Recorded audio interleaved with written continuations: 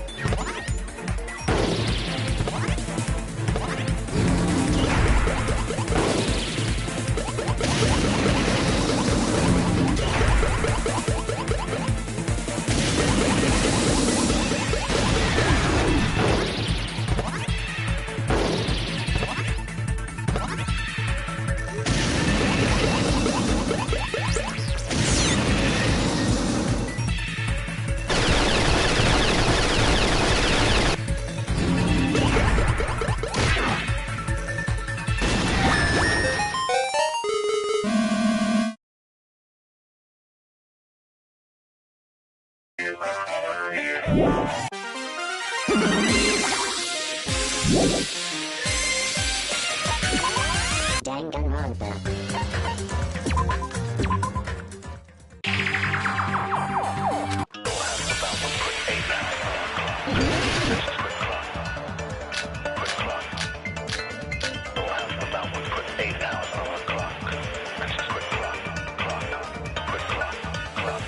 The two houses are connected vertically.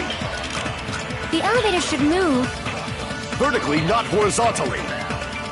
However, at both houses, if the contact elevator is behind you, the towers are in opposite directions. Which means your reasoning It's clearly contradictory. What's with this iron curtain of teamwork?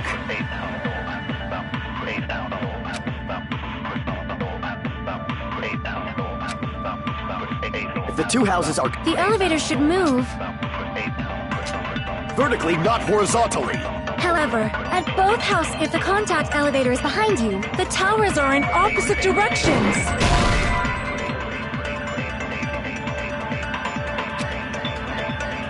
Damn it! If the two houses are connected vertically. The elevator should...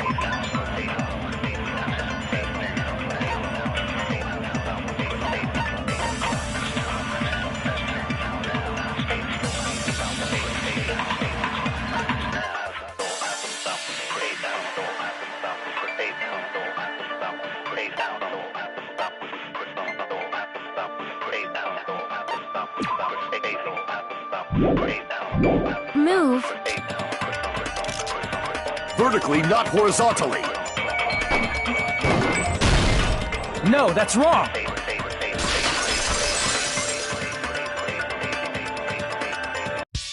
The elevator wasn't just moving vertically. Isn't that right, Kazuichi? Huh? Me? Come on, you used the elevator while you were holding that compass Nagito gave you, right? Oh, that. Yeah, it was pretty strange. From start to finish, somehow the compass needle rotated 180 degrees. Rotated 180 degrees? Meaning, as the elevator moved between the two houses, it also rotated 180 degrees. It was probably following the building's perimeter as it rotated to the other side. Which means the exit would be on the opposite side once you arrived at the other house, right? And thanks to that, the tower we saw on our right side when we arrived at Grape House appeared on our left side when we were at Strawberry House.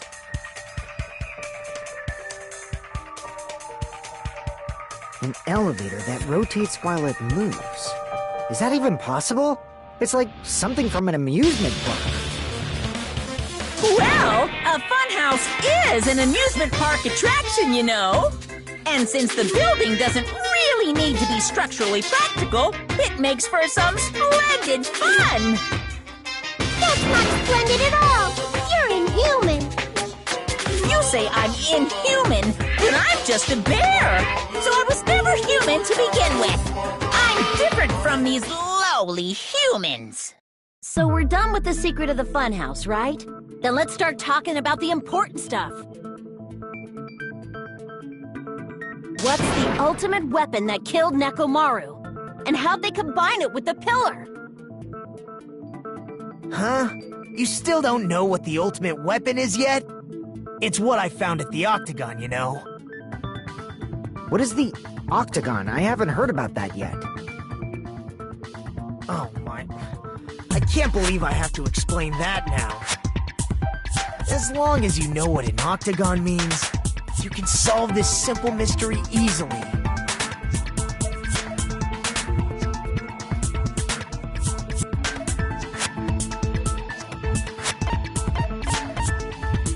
I see!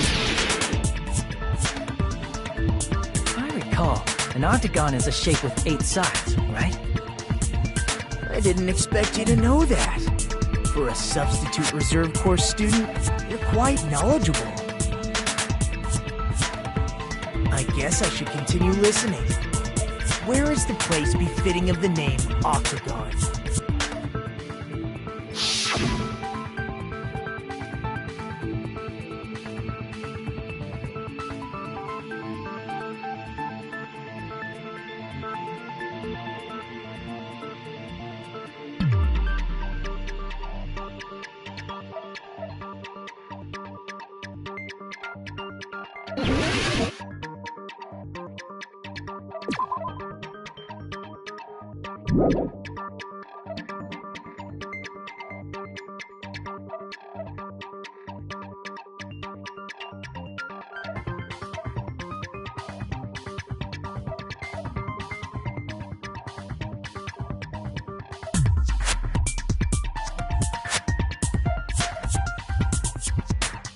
Here!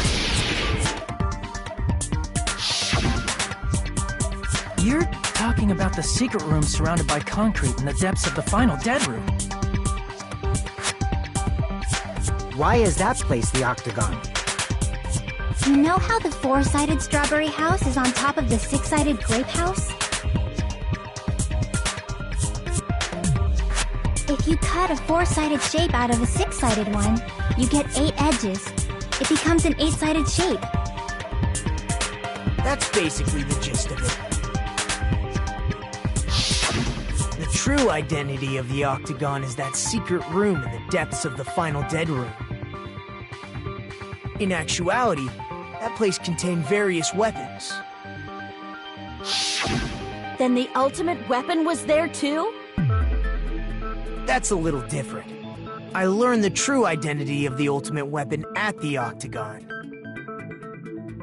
Learned? The true identity of the ultimate weapon is the Funhouse. Which means the killer used the building structure as their weapon and killed Nekomaru. Like me, the killer probably realized the secret of the Funhouse from the scenery. And then thought of a way to kill making use of the building structure. The funhouse itself is the weapon, so they killed using the building structure? That's why the killer tried to keep us from learning the mystery of the building. But more importantly, using the building itself as a weapon? Such a spectacular crime. It truly deserves to be called the ultimate weapon.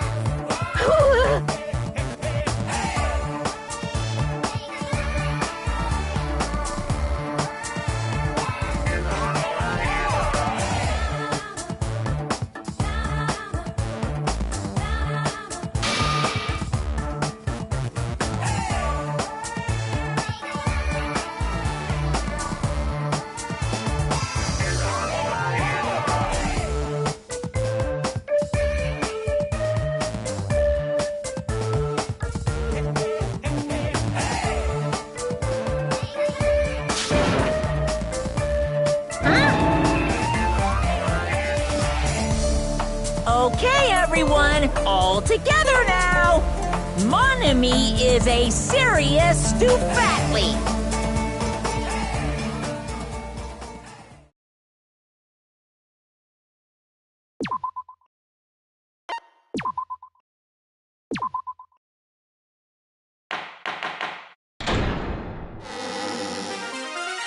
Hello! I hope your day is well.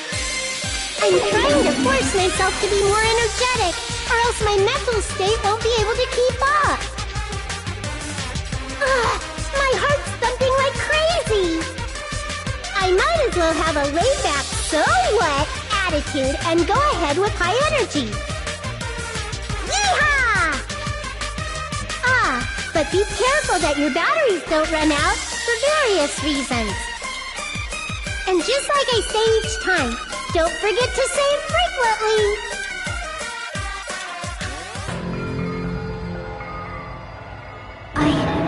I never expected the funhouse itself to be the ultimate weapon. Oh well, let's just press on ahead. Is it really alright to accept a situation so easily? I mean, that's not what's important.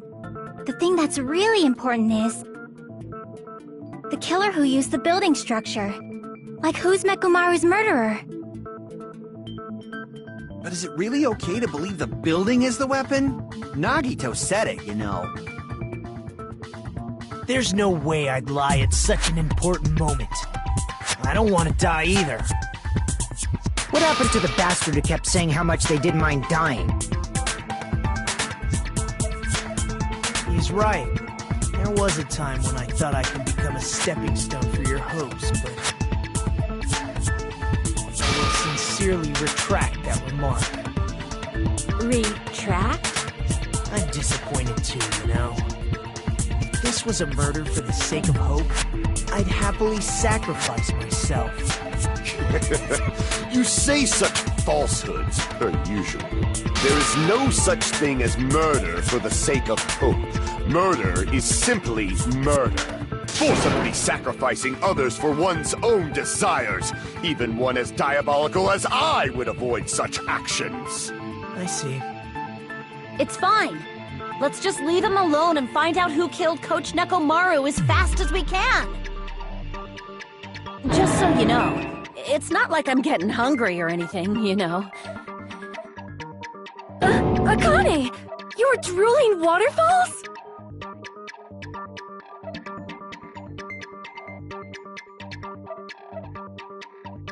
Anyway, if the killer used the building structure, why don't we think about how they used it?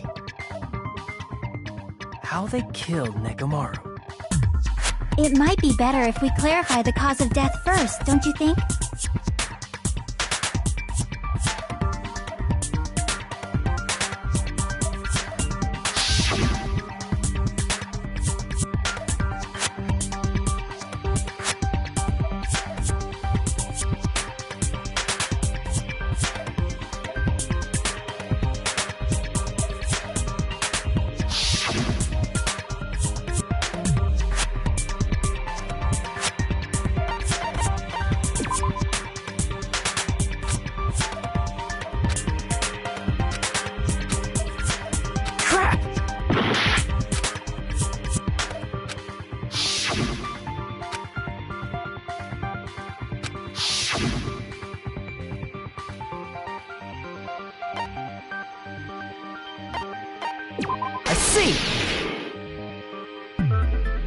That's it. I think he might have died from falling. Died from falling? If the funhouse's secret is that it's a structure where both towers and houses are vertically connected, then the killer made use of its height and caused Nekomaru to die from falling. Are you saying they pushed him off? Where'd they push him off from? That I don't know yet. Don't just make things up when you don't know the method. Where in that building would you even be able to push someone off in the first place? It might be possible in the tower. You could push him off the 4th floor when the elevator is on the 1st floor. Did you forget how the elevator functions? When it's on the 1st floor, the door on the 4th floor won't open. Saying he died from falling is truly incorrect. You should burn in the flames of hell. But my gut is going crazy right now.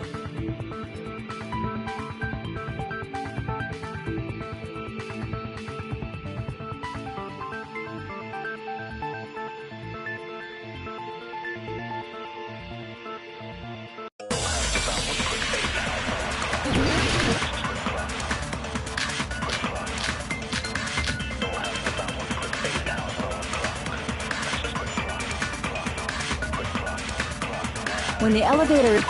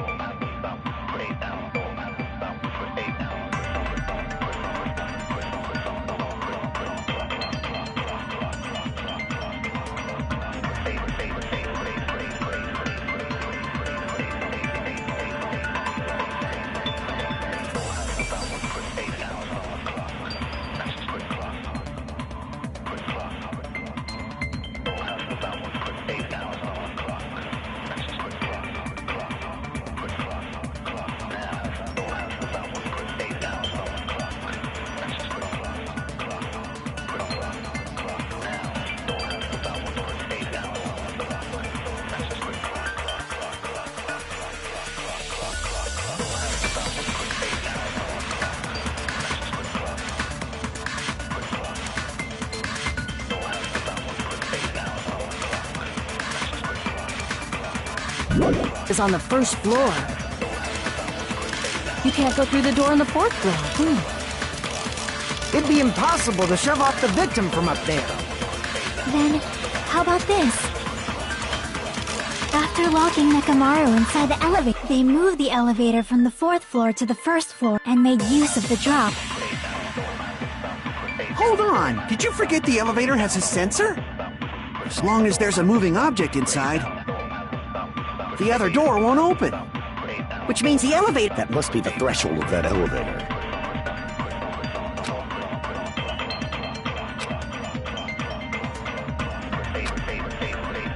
When the elevator is on the first floor, you can't go through the door on the fourth floor. It'd be impossible to shove off the... Then, after locking Nekomaru, they moved the and made use of the... Hold on! Did you forget? As long as there's a moving object inside... No, that's wrong!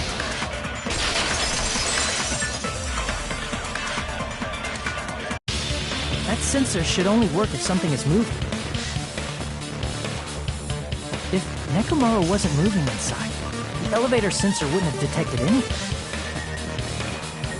Could it be his sleep mode? When Nekomaru's goodnight button is pressed, all of his functions shut down, and he enters sleep mode.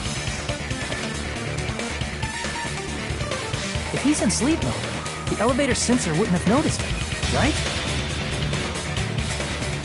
I see. So that's how... However, even if they moved the elevator in that manner, Nekomaru would have just moved along with it. There would have been no drop for him to fall and die from, yes? That's what I was about to explain, before Kazuichi interrupted me.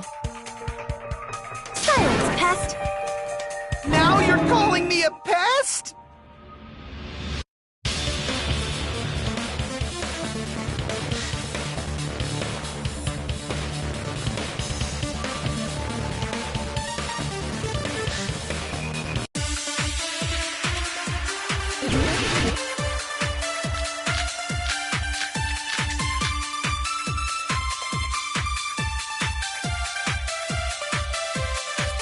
If you arrange it a certain way, you can cause the drop within the elevator.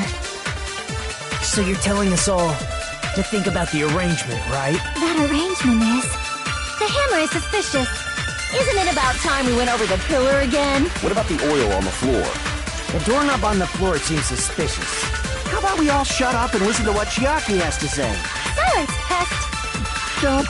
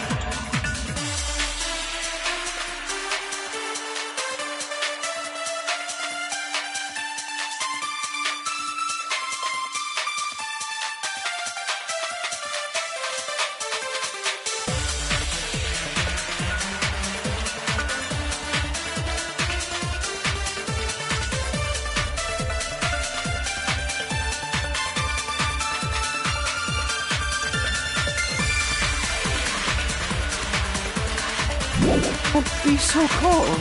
What if I start to enjoy it?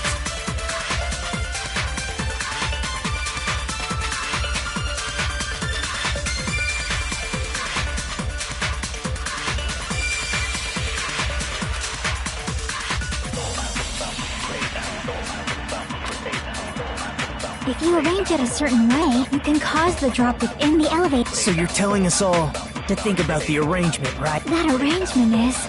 The hammer is suspicious. Isn't it about time we went over the pillar again? What about the oil on the floor? The doorknob on the floor seems...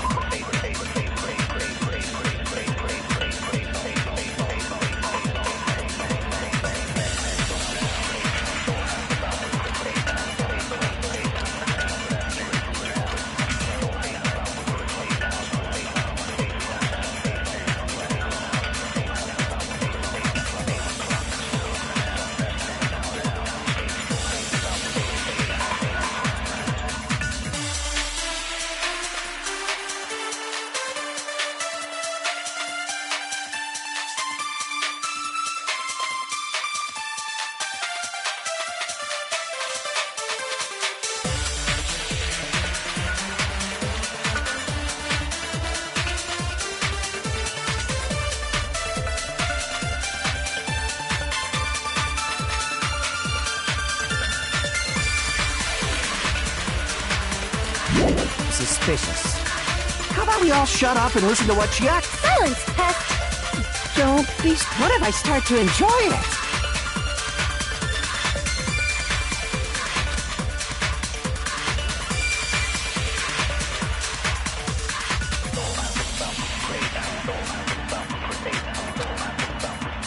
If you arrange it a certain way, you can cause the drop within the elevator. So you're telling us all to think about the arrangement. That arrangement is...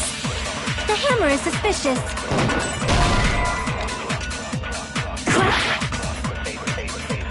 If you arrange it a certain way, you can cause the drop... So you're telling to think about the arrangement. That arrangement... The hammer is suspicious. Isn't it about time we went over the pillar again? If you arrange it a certain way, you can cause the drop... So you're telling to think about the arrangement. That arrangement... The hammer is suspicious. Isn't it about time... What about the oil on the floor?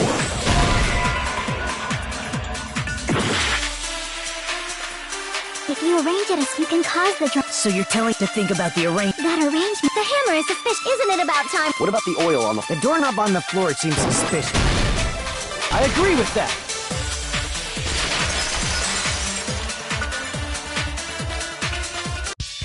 Didn't the doorknob have scrape marks on it? That might have been where it got scraped by the wire.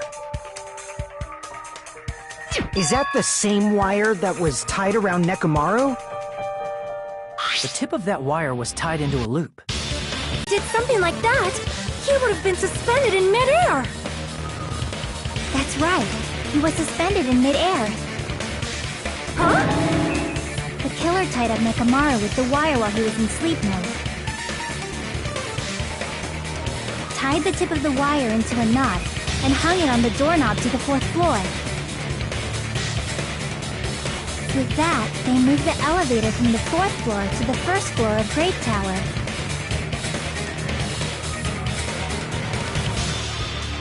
And suspended Nekomaru in midair. That's right! He was so well hung! Kinda like... You better not finish that sentence! The killer took advantage of the elevator's unique feature. Only the floor moves. By doing that, they created a drop so Nekomaru could fall to his death. Too easy.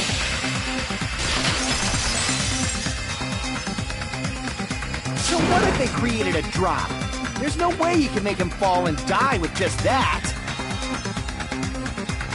Why? If Nekomaru is suspended in midair like that, then how do you get him to fall? Because if he's suspended in midair, he won't die if he doesn't actually fall.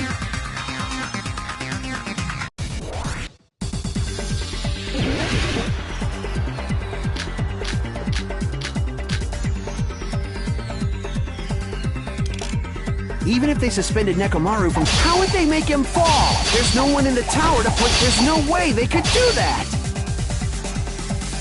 I can't back down!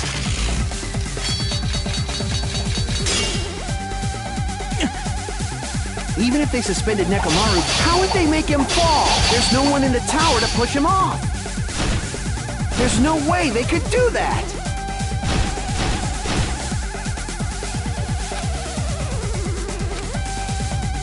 Even if they suspended Nekomaru, how would they make him fall? There's no one in the tower to push him off.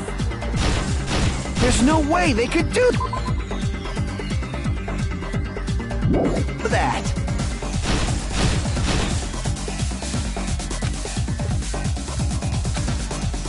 Even if they suspended Nekomaru from the wall, how would they make him fall? There's no one in the tower to push him off. There's no way they could do that.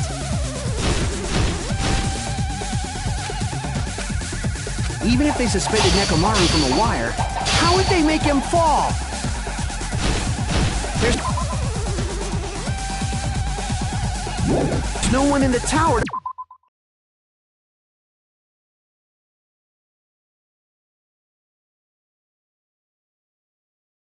push him off.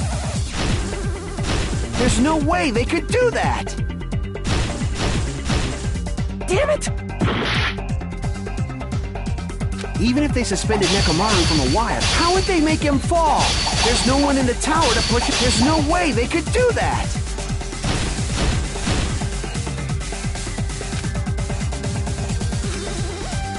Even if they suspended Nekomaru, how would they make him fall?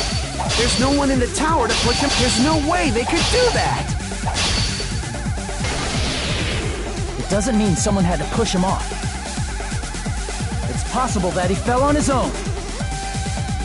What? Nekomaru fell on his own? Nekomaru should have still been in sleep mode. If he was sleeping, there's no way he could do that to himself. Now's the time, but in that case, you still won't be able to explain that moving the elevator with Nekomaru inside is just impossible. End of story. Damn it! Even if they suspended Nekomaru, how would they make him fall? There's no one in the tower to push. There's no way they could do that. It doesn't mean someone had to push him off. It's possible that he fell on his own. What? Nekomaru should have still been in sleep mode, right? Crap! What? Nekomaru fell on his own? Crap! What? Nekomaru should have still been in... If he was sleeping, there's no way he could do that to himself. Now's the time, but in that case, you still won't be able to explain the drop.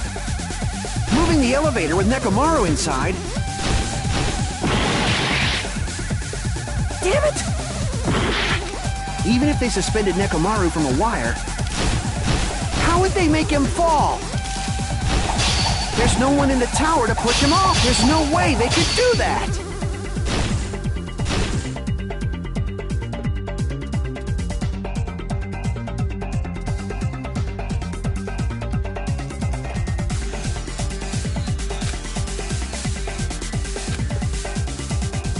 Even if they suspended Nekomaru from a... How would they make him fall? There's no one in the tower to push him off. There's no way they could do that. It doesn't mean someone had to push him off. It's possible that he fell on his own. What? Nekomaru fell on his own? Nekomaru should have still been in sleep mode, right? If he was sleeping, there's no way he could do that to himself. Now's the time, but in that case, you still won't be able to explain. Moving the elevator with is just impossible. End of story. Damn it! Even if they suspended Nekomaru from a... How would they make him fall? There's no one in the tower to push him. There's no way they could do that. It doesn't mean someone had to push him off. It's possible that he fell on his own. What? Nekomaru fell on his own? Nekomaru should have still been in sleep mode, right? If he was sleeping, there's no way he could do... Now, but in that case, you still won't be able to explain that moving the elevator with Nekomaru inside is just impossible. End of story.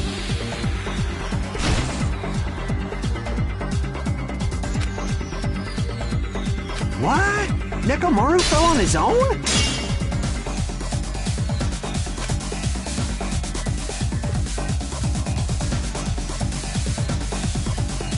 Crap!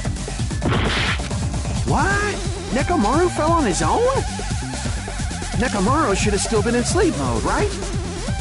If he was sleeping, there's no way he could do that. But in that case, you still won't be able to. Moving the elevator with Nekomaru inside is just impossible. End of story. What? Nekomaru fell on his own? Nekomaru should have still been in sleep mode, right? Allow me to cut through those words! What do you think would happen if Nekomaru woke up while he was suspended upside down in midair?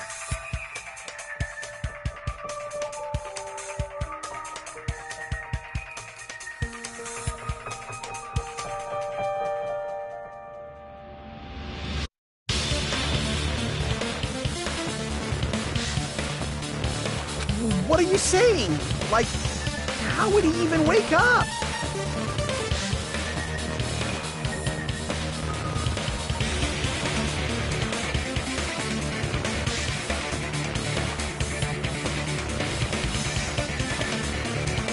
He has an alarm inside his body. As long as it was on, it would have deactivated his sleep mode. Which means the killer set the alarm before they suspended Nekomaru. If you woke up from an alarm and realized you were hanging upside down and had no clue why, if something like that happened to you, you would start panicking a lot, right? Instinctively, your body would start moving. Nekomaru probably did exactly that. And then, in order to make him fall from the force he was generating, the wire was hung on the tip of the doorknob so it would easily slip off. In actuality, the scrape marks caused by the wire were near the tip of the doorknob, right? But Nekomaru didn't fall because the wire came off, right? He fell because the entire doorknob came off. When Nekomaru awoke, he must have struggled much more than expected, which caused the doorknob to break off. Was that unexpected for the killer too? Well, that's probably it. If they knew it'd leave behind evidence like that, they would have at least tried to do something to cover it up.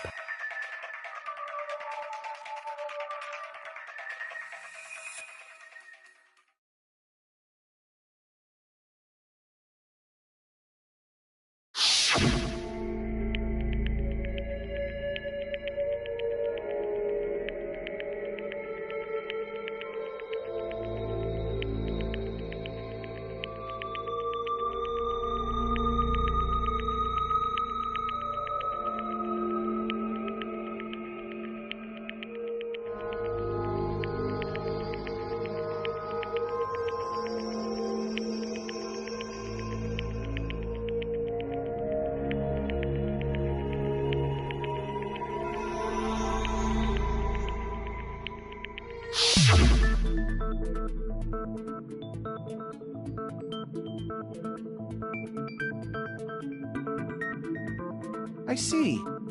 So that's how Nekomaru fell to his death. Do you finally understand now? Yeah. It appears it's just as Miss Sonia said. I'm just a pest. No, I'm not just a pest. I'm a total fucking pig. Isn't that right, Miss Sonia? If I'm a fucking pig, you can say so! No, I believe you gave your all. Hey! Why aren't you teasing me anymore? This guy, he gets off on this! So thanks to that alarm, Nekomaru ended up falling while he was still hanging upside down. That doesn't mean he just crashed straight into the floor.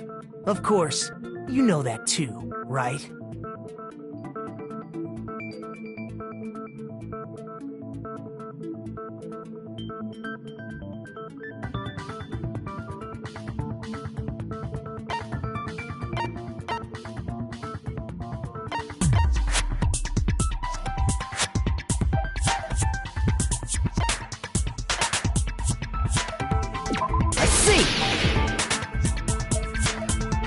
When Nekomaru fell to the floor, he ended up colliding with the pillar. Isn't that it? Finally, the pillar! So that's how the pillar shattered, and why oil was spilled all over the place. See, I told you the pillar was the weapon. My gut was totally right. Well, the pillar was a bonus. It's not even clear if the killer intended that, or if it was just a coincidence. At this point, it is quite difficult to find a clue that will lead to the killer.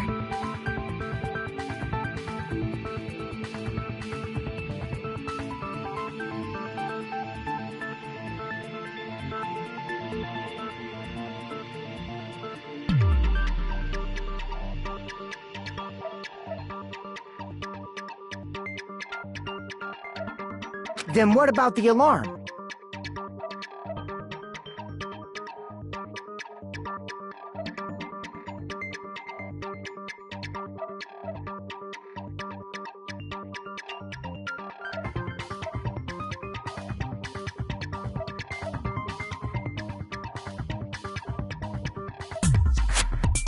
I'm positive the alarm was set for 7:30 a.m. And if we map it out from there... Hold on, baby gangsta. Stop calling me baby gangsta! What'd you just say? Did you say the alarm was set for 7:30 a.m.? You didn't check it yourself? Nekomaru's alarm was set for 7:30 a.m. Nah, that's impossible. Because even though I slept in a little, I still got to the tower at 7 in the morning. Now that you mention it, so did I. There was no way I could be late for Monokuma Tai Chi, so I left for Grape Tower before 7 a.m. And if we found Nekomaru's body there, it would have been before the 7:30 a.m. alarm went off.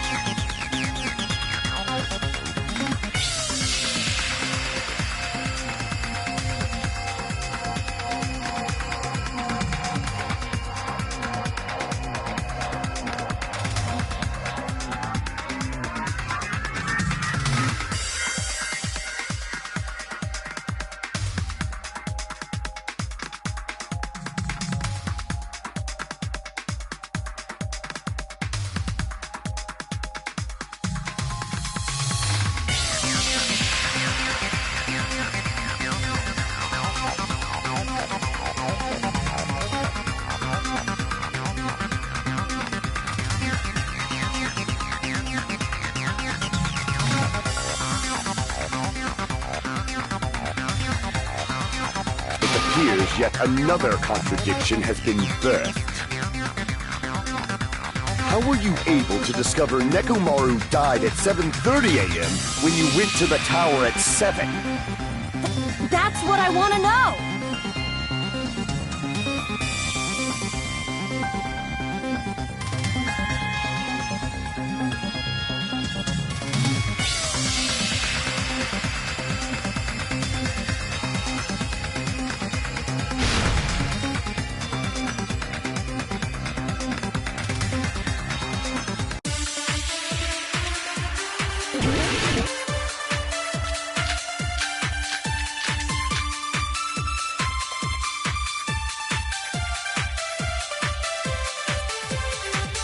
We headed for Grape Tower before 7 a.m. I am certain. But the alarm inside Nekomaru's chest was set for 7:30 a.m. Nekomaru died because of that alarm, right? His time of death and the time the body was discovered. One of those must be an illusion. Killer probably did some tampering. They probably messed with the clock inside Nekomaru's chest. That's gotta be it!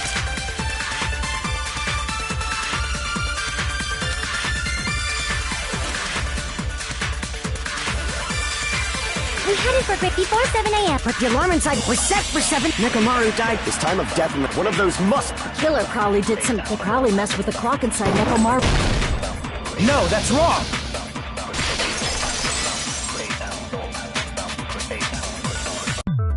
No, the clock inside his chest was a radio clock, so it would have been impossible to mess with.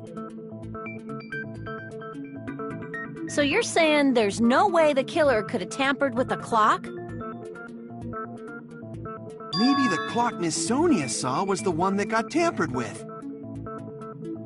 The clock inside Grape House? No, I checked all the clocks inside the funhouse. Oh, that's what I asked you to do. So you really listened to me and checked all the clocks. And because of that, I can confidently declare that all the clocks had the same time displayed. If there's no possibility that the time was tampered with, then we must doubt that human's testimony. Please believe me, we are not lying. Then maybe it's a misunderstanding? I never misunderstand. I'll crush you into dog food.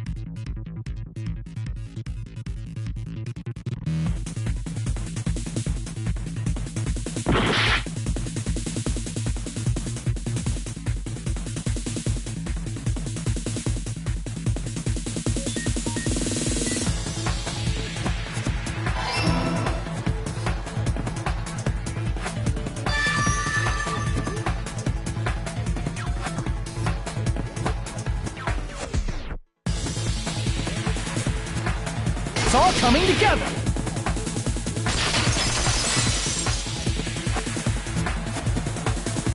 You said you checked all the clocks inside the building. Isn't that right, Fuyuhiko? Yeah, none of the clocks had the wrong time. But what if all those clocks have been messed with? What? All the clocks? So even if you checked all the clocks inside the building, there's no way you'd have noticed it. I see. So the killer messed with the time inside the whole building by changing all the clocks. So that's what it was. There's no way I would have noticed that. This is truly fantastic! Now's not the time to be pleased. More importantly, how much was the time off?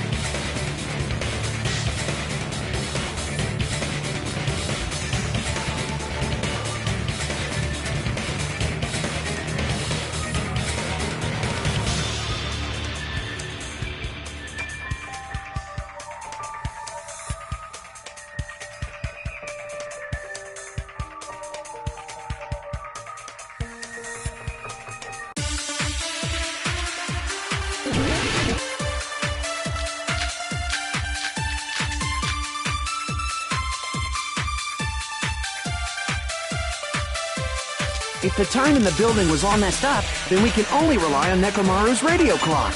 The time of death. It's clearly 7:30 a.m. The problem is, what time would 7:30 be? In our time. Are there any clues that can be used to narrow that down?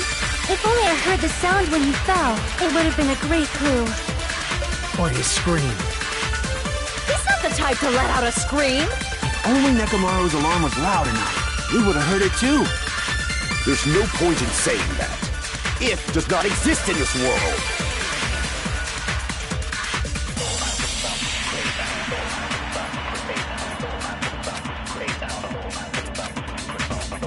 If the time in the building was all messed, then we can only rely on Nekomaru's radio clock. The time of death. It's clearly 7:30 a.m. The problem is, what time would 7:30 be? In our time. Are there any clues that can be used to narrow that down? If only I heard the sound when you fell, it would have been a great clue. Or his scream. He's not the type to let out a scream. If only Nekomaru's alarm was loud enough. Damn it! If the time in the building was all messed up, then we can only rely on Nekomaru's radio clock. The time of death.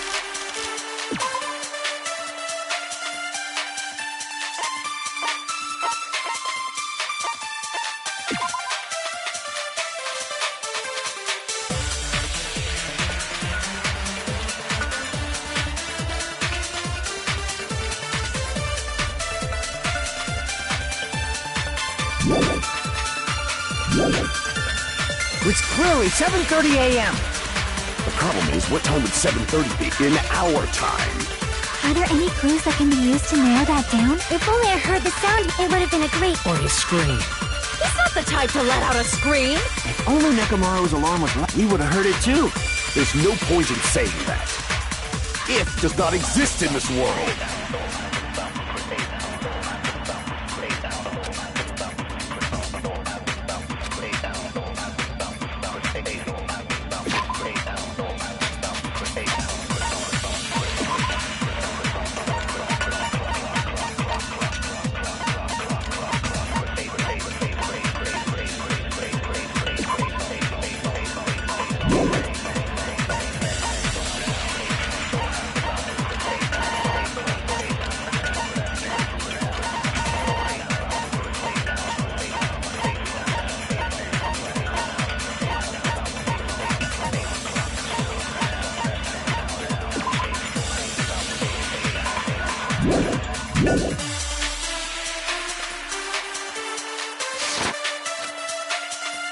If the time in the building was all messed up, then we can only rely on Nekomaru's radio clock.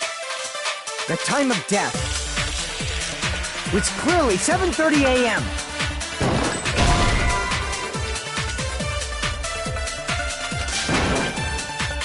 Crap!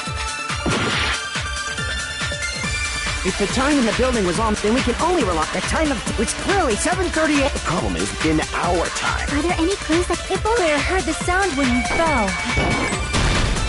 I agree with that.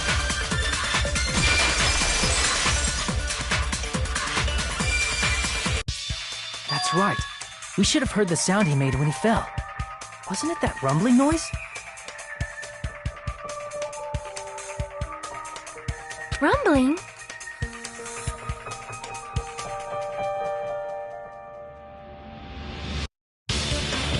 I thought it was just an earthquake, so I went back to sleep.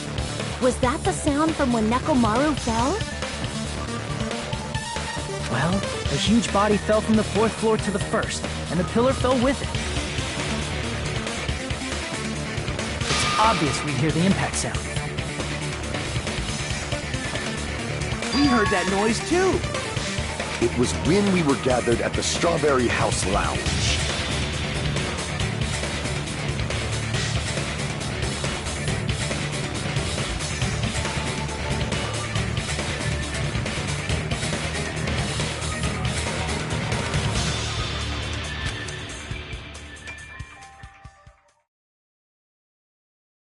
What is it, Sonia?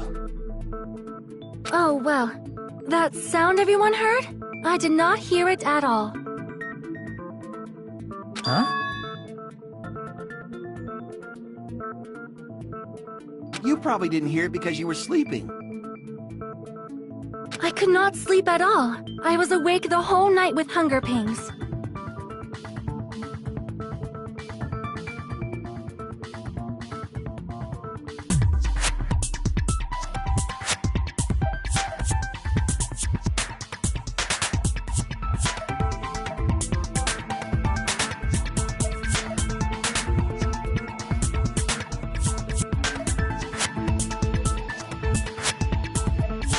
There's nothing to worry about. What's important is that rumbling noise anyway. If we use that rumbling sound as a reference, we might be able to figure out how much our time was off. I heard that sound probably around 5:30 in the morning. Huh? You can tell?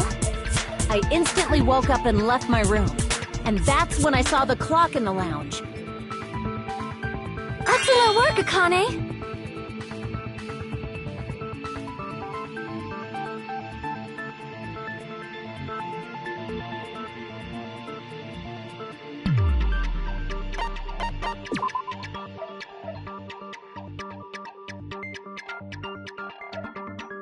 Damn it!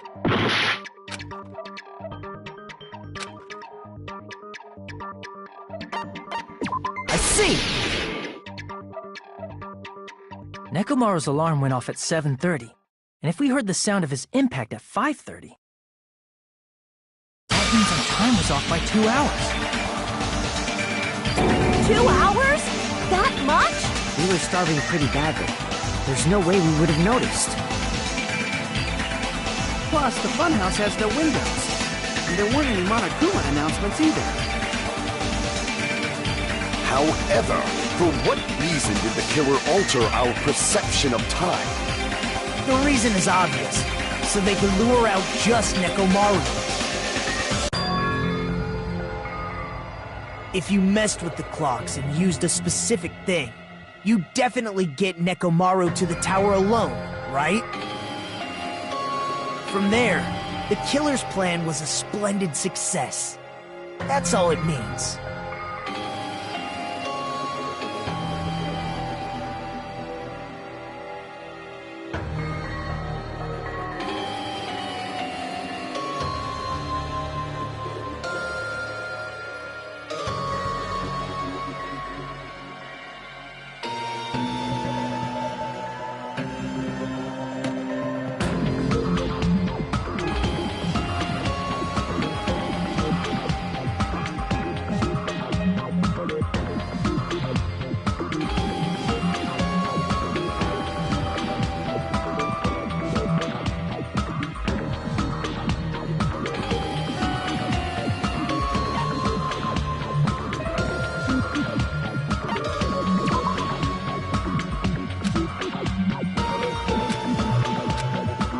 Damn it!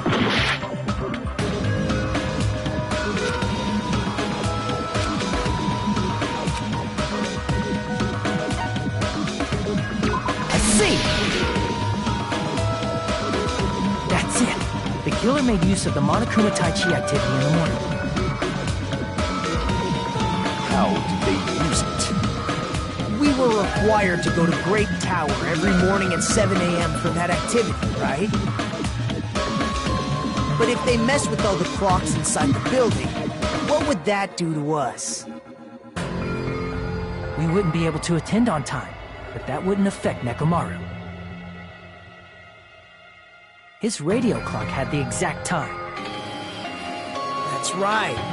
In doing so, the killer was able to lure him to the tower by himself at the precise time. Then, when I witnessed Nekomaru early in the morning... If I recall, you witnessed Nekomaru around 5 a.m. And if that time was also 2 hours off, it should have been 7 a.m. Yeah, that's pretty much it. At that time, he was heading over to Monokuma Tai Chi, right on schedule. I see. Now that I think about it, I realize what Monokuma meant when he said those words. Too early! didn't even ask you yet.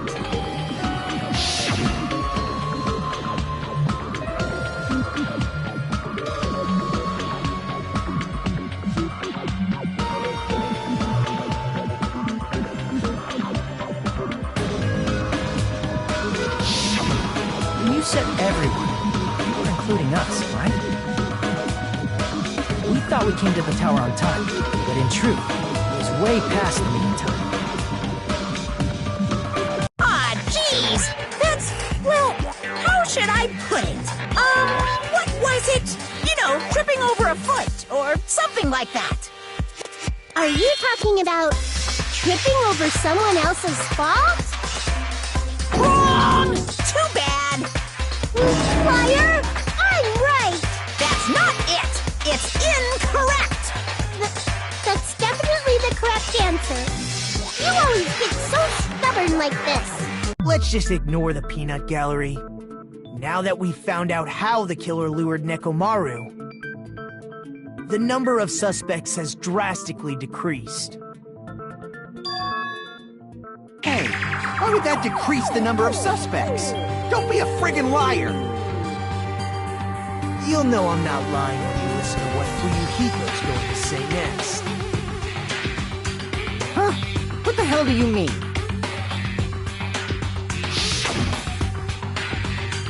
You witnessed Nekomaru going toward the tower.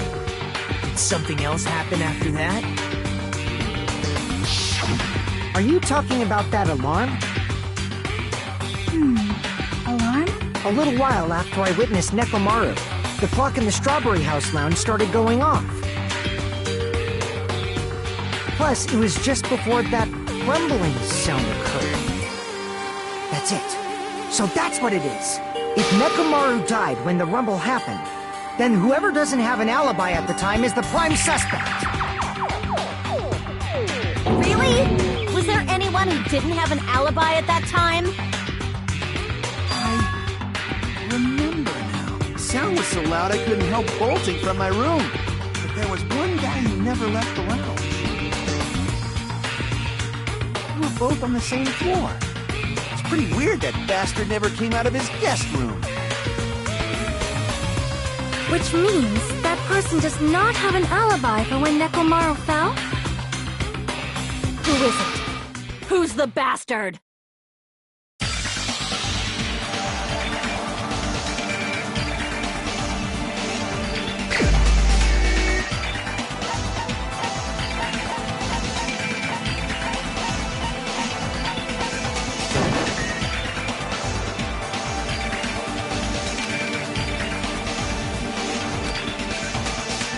Crap!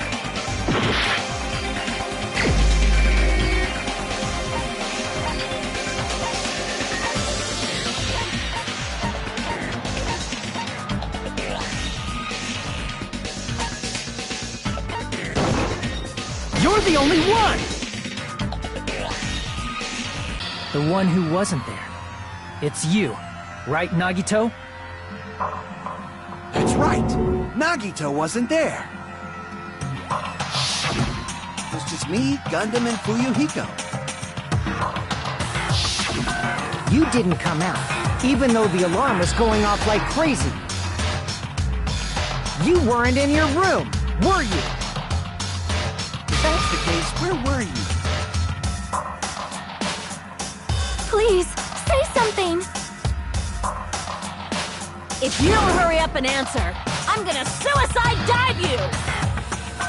If I may be frank, even if I wanted to go to the lounge, I couldn't. You couldn't? What do you mean? It's merely the foolish talk of the weak. Not only did I not hear the alarm, I never even heard that rumbling sound. You're definitely fucking lying. However, that is also true for me. It is obvious that I did not hear the alarm in Strawberry House. But I did not hear the rumbling sound either. Is that not strange? I mean, everyone else heard it. To be honest, it's not just them. The same goes for me too. was in a pretty deep sleep, so I thought that's why I couldn't hear it, but... It wasn't that. I probably couldn't hear it at all. Couldn't hear it? What does that mean? You still don't know. Think about what the three of us who didn't hear a sound have in common, and I'm sure you'll figure it out.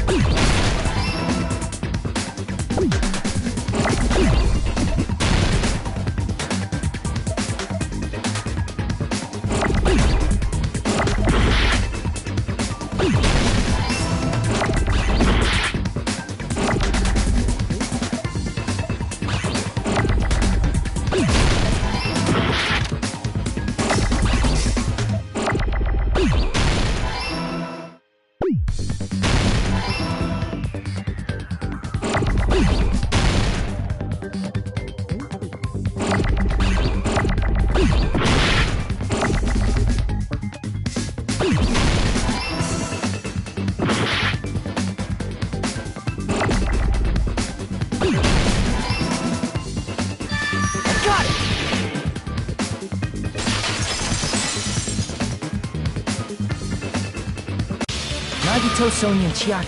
The three of you were staying in deluxe rooms, right? If I recall, the deluxe rooms are...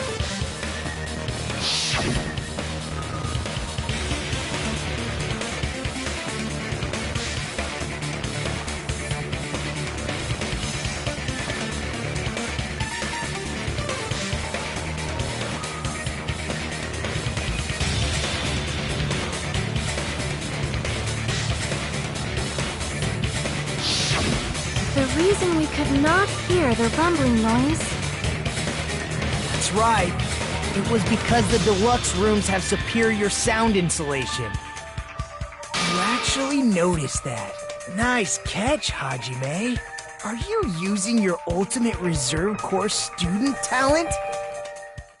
Now then, you guys must understand by now, right? The true identity of Nekomaru's killer. Hold on a sec! Why does that lead to who the killer is? Why? Well, that fact just now is a very important clue, and a decisive factor in identifying the killer. Decisive factor?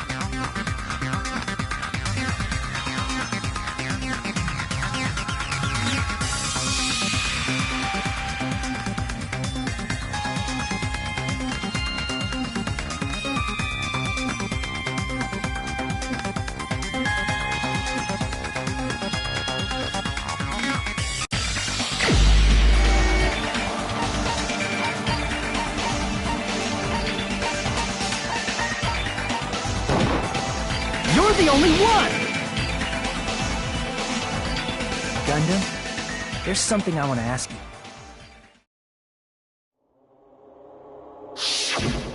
When the alarm rang at the Strawberry House Lounge, you rushed over there too, right? What's wrong with that? If the bell of catastrophe rings throughout the night, it is the universe's providence to stop it. Why were you able to hear it? Hear what? I mean, you were also staying in a deluxe room, right? Nagito was staying in a deluxe room in the same house on the same floor, and he couldn't even hear it. So why were you able to hear that alarm? Now that you mention it... Gundam? There's only one possibility. You weren't in your room at the time. That's why, even though you were staying in a deluxe room, you still went to the lounge. Am I right? Gundam, you have some sort of explanation, right? Gundam probably couldn't return to his room because of Fuyuhiko. Me? After you saw Nekomaru heading to the tower, you stayed at the lounge for a while. Am I correct? Until the moment that alarm started ringing, right? If you were in the lounge for that long, the killer who had left earlier obviously wouldn't be able to go back. Even though Mekamaru's murder was a death trap that utilized the alarm in his chest, the killer still needed to prepare the murder in advance. Like putting Nekomaru in sleep mode and tying him up with the wire. In order to do that, the killer needed to be waiting for Nekomaru at the tower.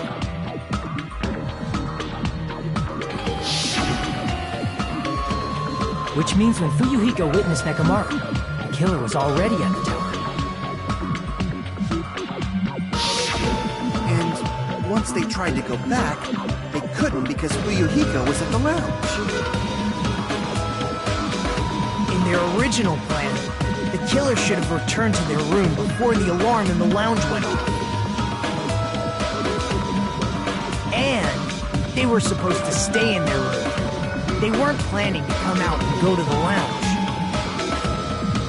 Which means they wouldn't have heard the alarm or the rumbling sound, thus proving they were in the room. Just like us. The best case scenario would have been if those two in the lounge had gone to check the deluxe rooms. After all, if they personally saw the killer sleeping in their room, it gives the killer a stronger alibi.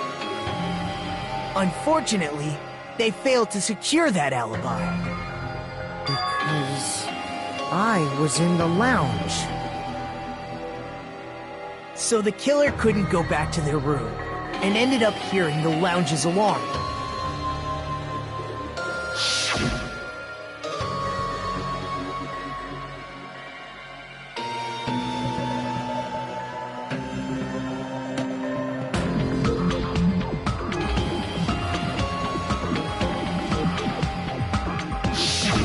But why'd you come out?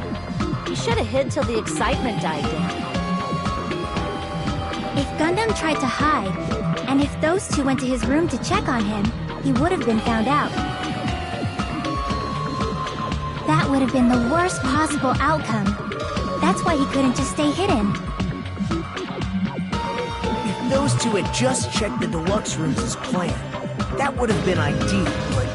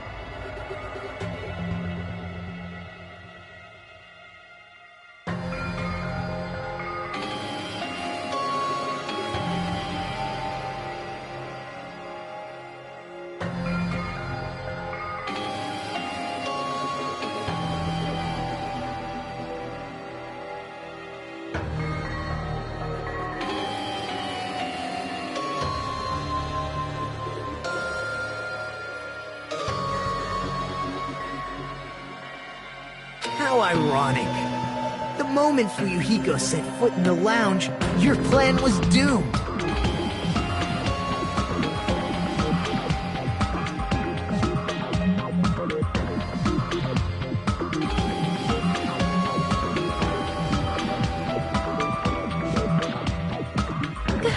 Gundam? Please, can you at least say something? Answer me this. Including myself in my 4 dark devas of destruction, how many ears do we possess?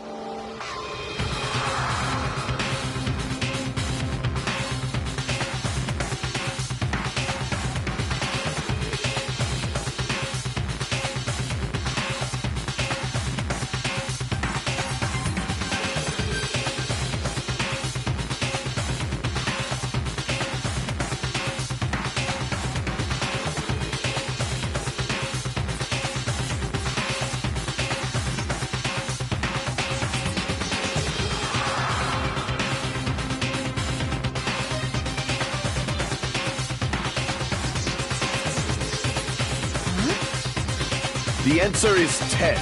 That's right, I possess 10 ears. That means I have 5 times the hearing of a normal human.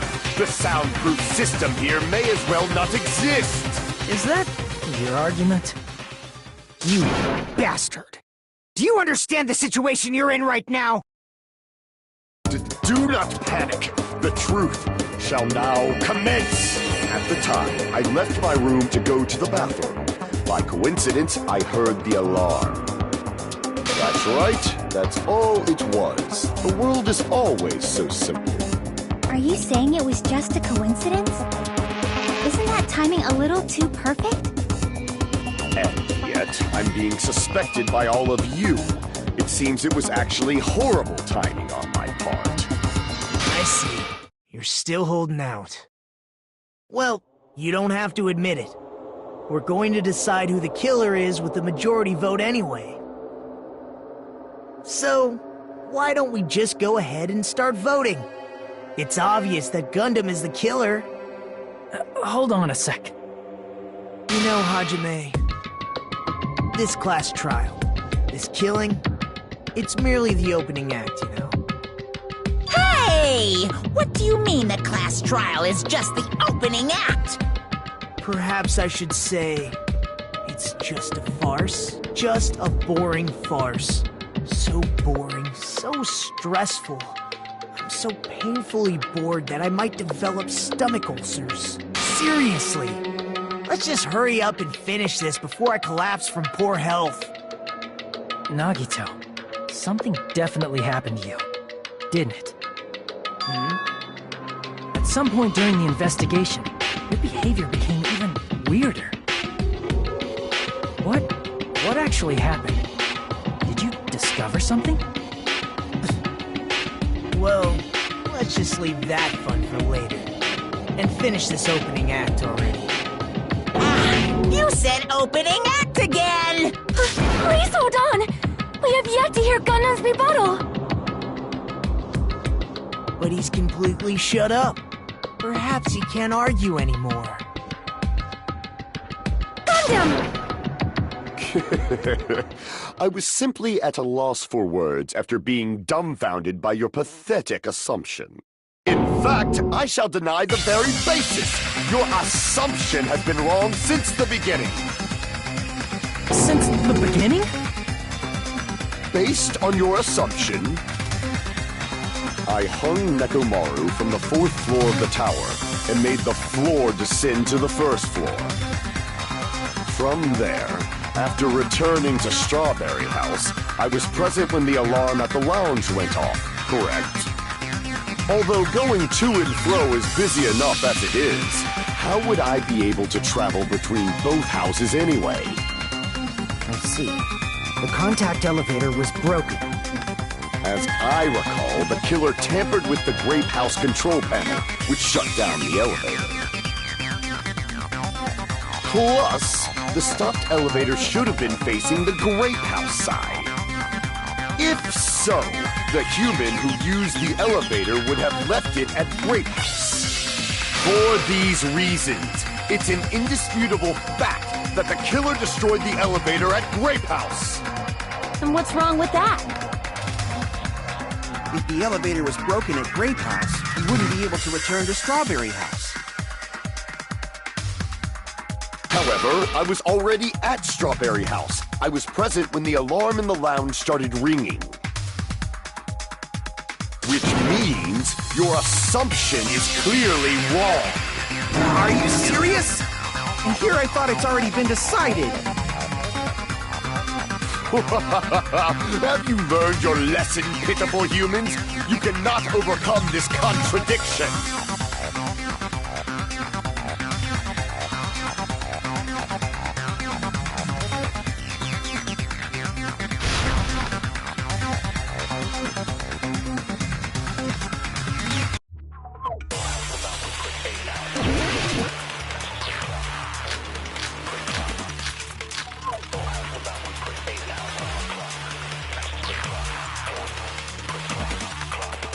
That elevator was the only means of travel between the two houses. As long as that elevator was broken, your assumption collapses.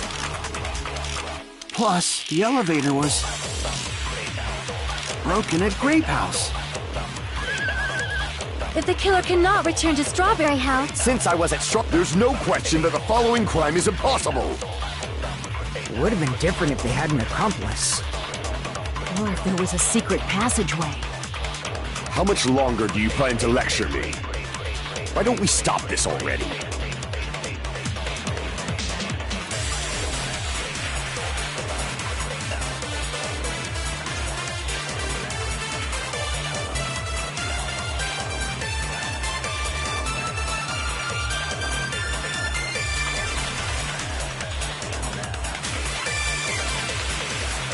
That elevator was the only means of travel between the two houses.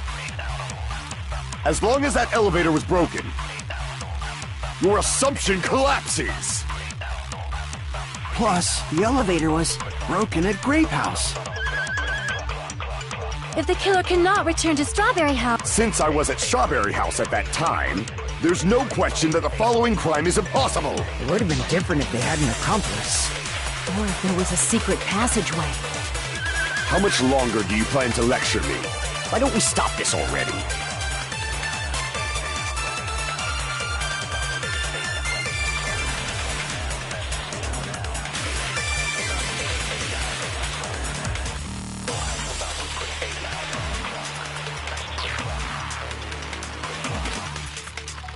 That elevator was the only means of travel between the two houses. As long as that elevator was broken, your assumption Plus, the elevator broken at Grape House. If the killer cannot... Since I was at there's no question that the following crime is... It would have been different if they had... Or if there was a secret passageway.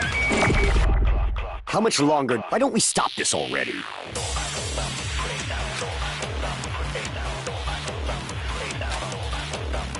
That elevator was the only means of travel between the two. No, that's wrong!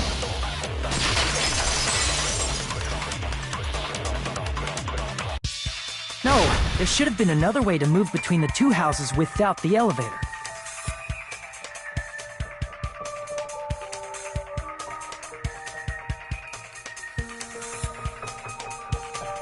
Such a method does not exist! Then why don't we ask the person who actually used that method?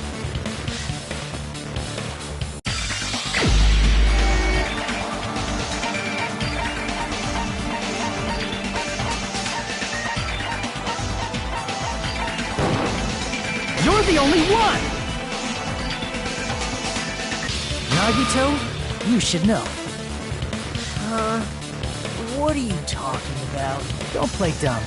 You appeared so suddenly that one time because you used that method, right?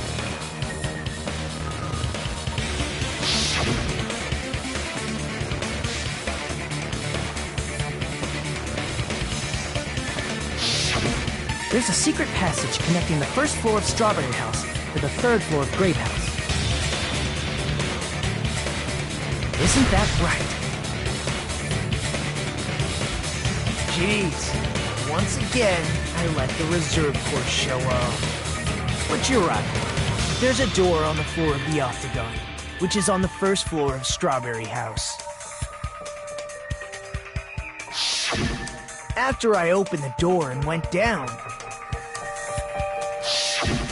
Surprise, surprise! I ended up in the Monokuma Archive, which is on the third floor of Grape House.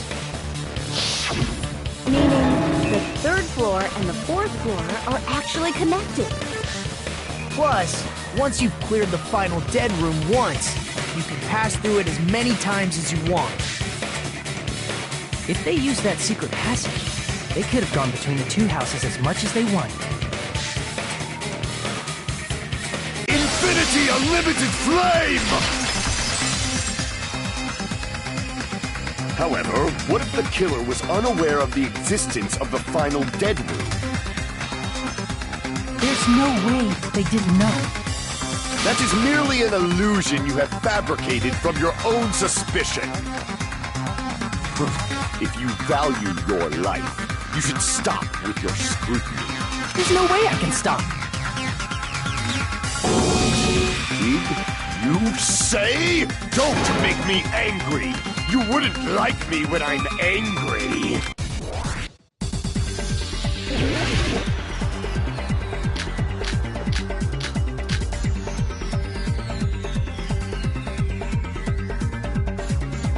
Even if the turbine box doesn't exist, you could travel through multiple planes, provided you use a spacious wormhole. However, how frail, I say! Your decayed illusion. Shall I feed you to the progeny of vile deities?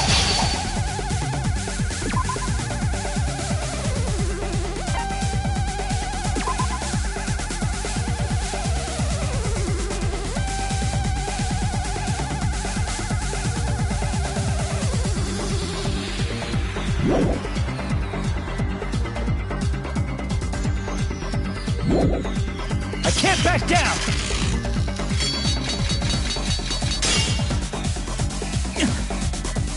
Even if the turbine box doesn't exist, you could travel through multiple planes, provided you use a spacious wormhole. However, how frail, I say! Your decayed illusion. Shall I feed you to...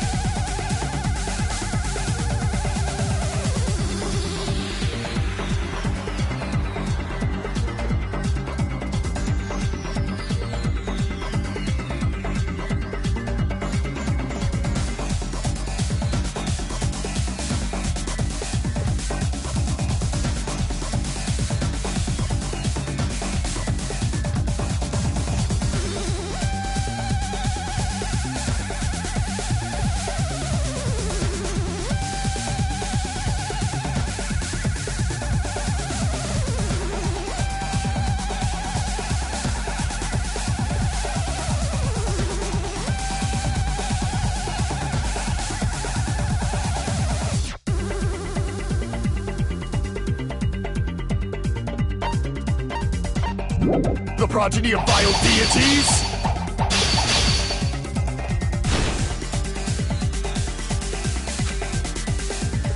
Even if the turbid box doesn't exist, you could travel through multiple planes, provided you use a spacious wormhole.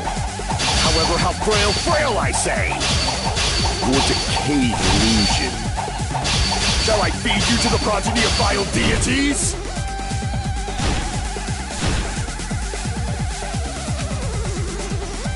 Even if the turbid box doesn't exist, you could travel through multiple planes, provided you use a spacious wormhole. However, how frail I say! Your decayed illusion. Shall I feed you to the progeny of vile deities?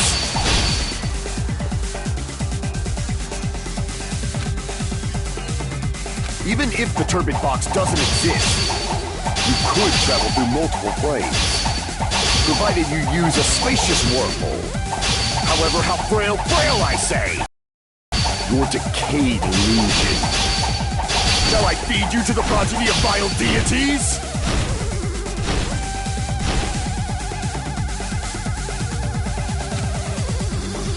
Even if the turbid box doesn't exist, you could travel through multiple planes, provided you use a spacious wormhole.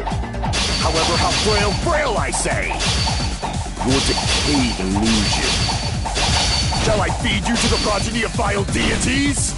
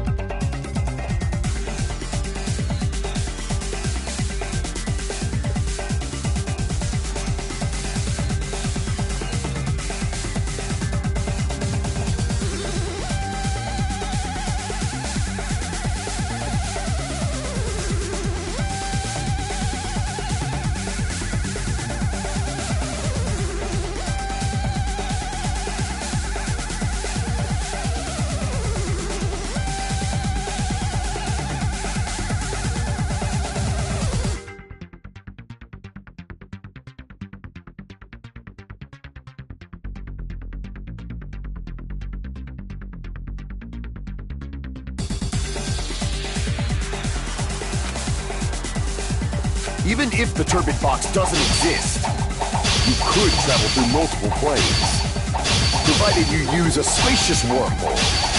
However, how frail I say! Your decayed illusion. Shall I feed you to the progeny of vile deities?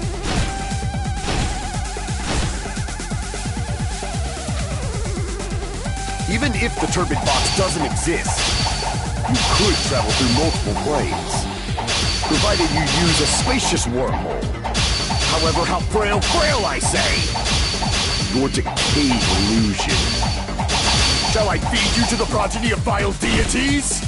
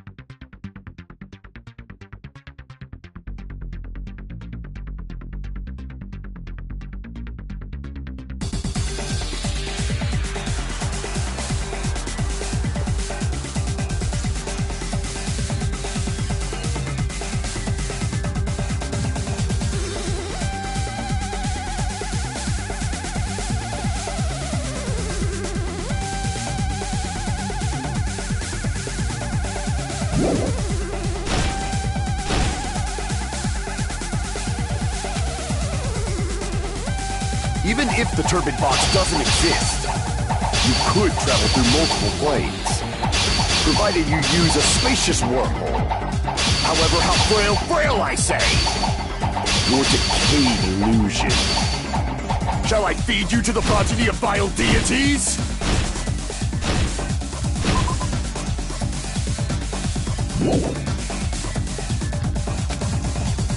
Even if the turbid box doesn't exist, you could travel through multiple planes, provided you use a spacious wormhole.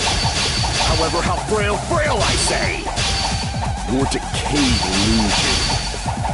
Shall I feed you to the progeny of vile deities?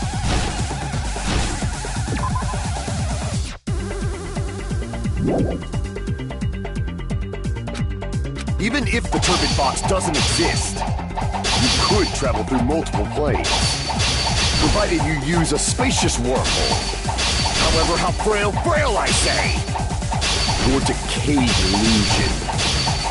Shall I feed you to the progeny of vile deities?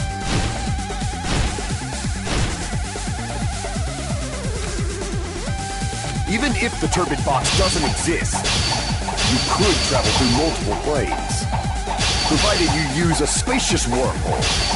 However, how frail, I say! Your decayed illusion. Shall I feed you to the progeny of vile deities?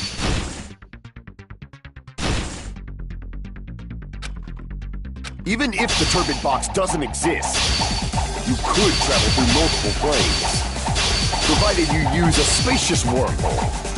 However, how frail, I say! Your decayed illusion. Shall I feed you to the progeny of vile deities?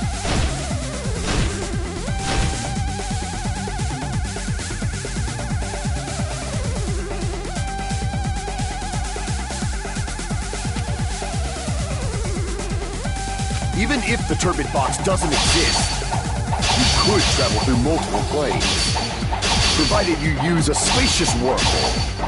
However, how frail, I say! Your decayed illusion. Shall I feed you to the progeny of vile deity?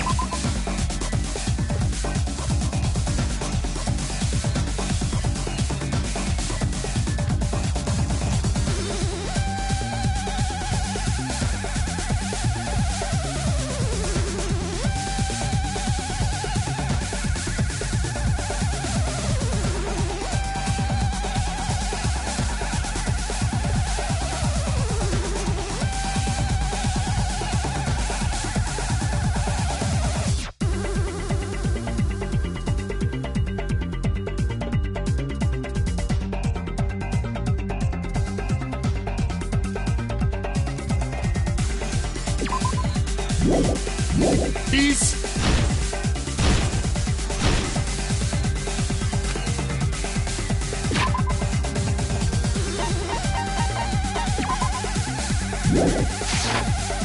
Even if the turbid box doesn't exist, you could travel through multiple planes, provided you use a spacious wormhole. However, how frail, I say! Your decayed illusion. Shall I feed you to the progeny of vile deities?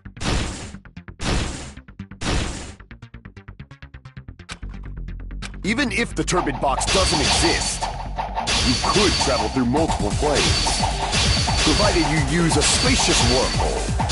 However, how frail, I say! Your decayed illusion. Shall I feed you to the progeny of vile deities?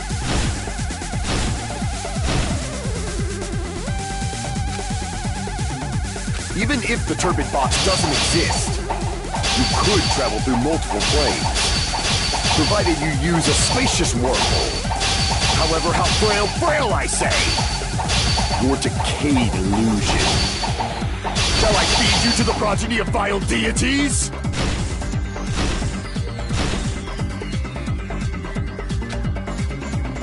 Even if the turbid box doesn't exist, you could travel through multiple planes, provided you use a spacious wormhole. However, how frail, I say! Your decayed illusion. Shall I feed you to the progeny of vile deities? I can't back back down!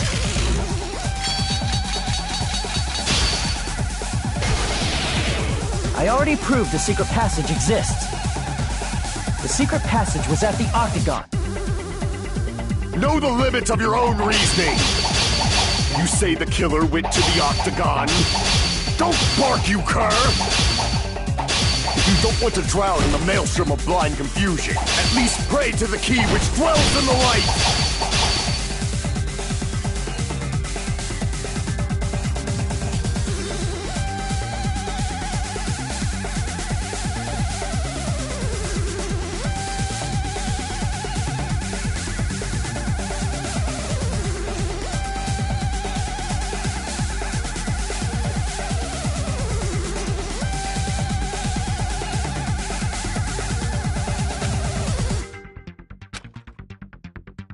Know the limits of your own reasoning! You say the killer went to the Octagon? Don't bark, you cur! If you don't want, at least pray to the key which dwells in the light!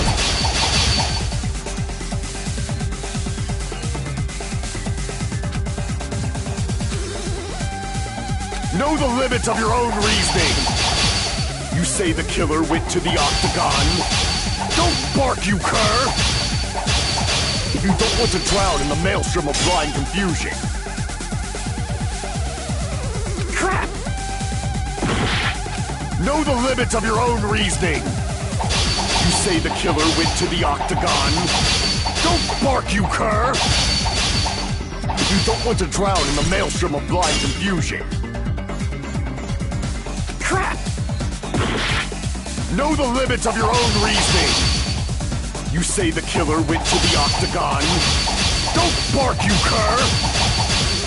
If you don't want to drown in the maelstrom of blind confusion. Allow me to cut through those words! The wire used to string up Nekomaru's body. The hammer that looked like the weapon, and the chain on the door in the tower. Those are all the items that weren't in Funhouse. Where did the killer obtain them? The only place I can think of is the Octagon. There were various weapons and tools there. I'm pretty sure I saw stuff like wires, hammers, and chains too. Since those items were used in the crime, there's no doubt that the killer went to the Octagon. If that's the case, they obviously know about the secret passage too, right? It seems this is the end. Normally we'd end up listening to Hajime lecture us with a very long summary of the case. But there's no reason to waste any more time on this opening act, so I'm going to end this right now. Hey, what are you... First of all, by messing with all the clocks in the building, Gundam tried to lure only Nekomaru. The elevator was probably broken by that point. Thanks to that, Nekomaru wasn't able to go to Grape Tower, which was supposed to be the meetup point. So he tried going over to Strawberry Tower, just like we did when we found out the elevator was broken. Well, it's obvious he'd attempt that. At that time, we didn't know the two towers were the exact same place. Also, the button in Strawberry Hall wasn't broken, so he was easily able to enter Strawberry Tower. But surprise! Gundam was waiting for Nekomaru's arrival. Hold on. If Nekomaru didn't go to Strawberry Tower, what would the killer have done then? Their plan was a balancing act of uncertainties. But even if they failed, they probably wouldn't have minded. They can just greet everyone the next morning as if nothing happened, and come up with a different plan. And, without such a risky plan, they wouldn't have been able to lure him at all. I'm going to continue summarizing the case, okay? Through this, Gundam successfully lured Nekomaru to Strawberry Tower. There's no way he could fight head-on with the robotic Nekomaru, so by pressing the goodnight button, he rendered Nekomaru powerless without fighting him. Hold on! What did you just say? That I didn't battle? What's wrong with that? Don't mess with me! Don't mess with me! I cannot ignore those words! Why are you angry all of a sudden? You fools do not understand! You don't understand at all! Ha! You make me laugh! After all this time, you still don't understand anything at all! I don't understand anything. What does that mean? It appears I cannot finish just yet. Maybe I'm just a human destined for hell.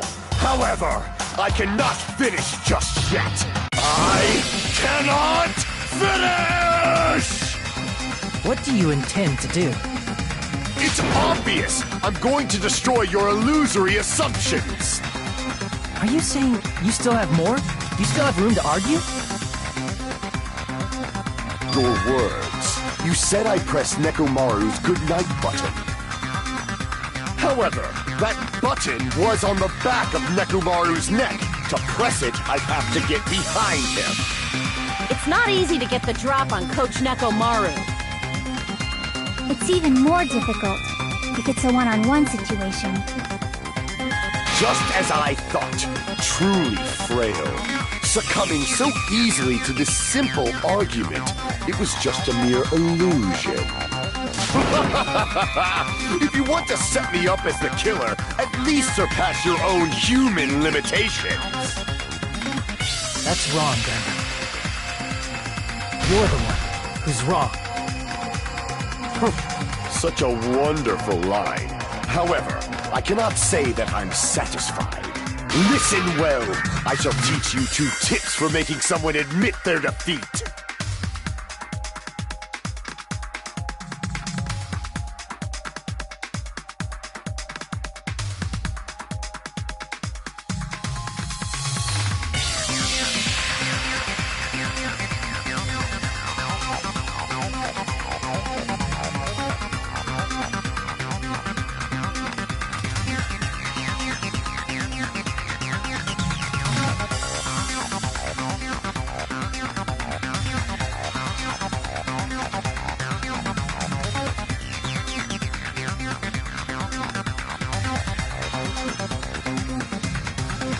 First, you must crush them with your own overwhelming power.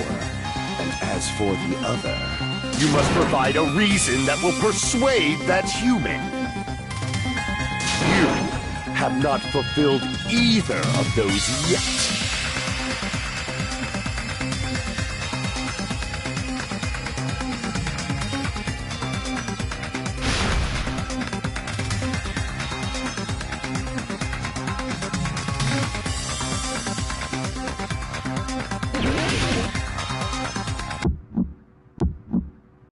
I won't let you! For the Tanaka Empire! Wither!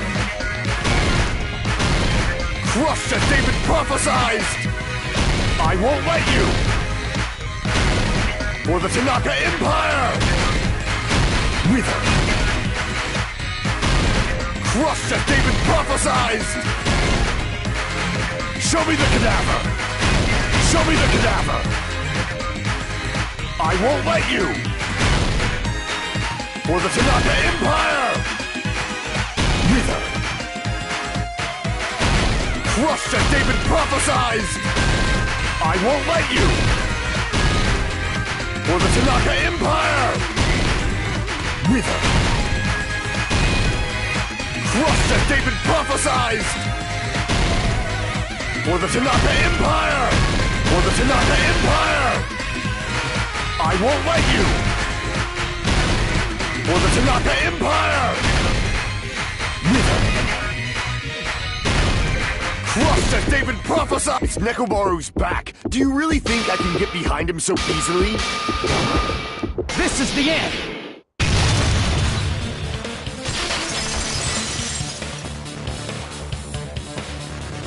Even if you didn't get behind Nekomaru, you should have been able to press the button on the back of his neck.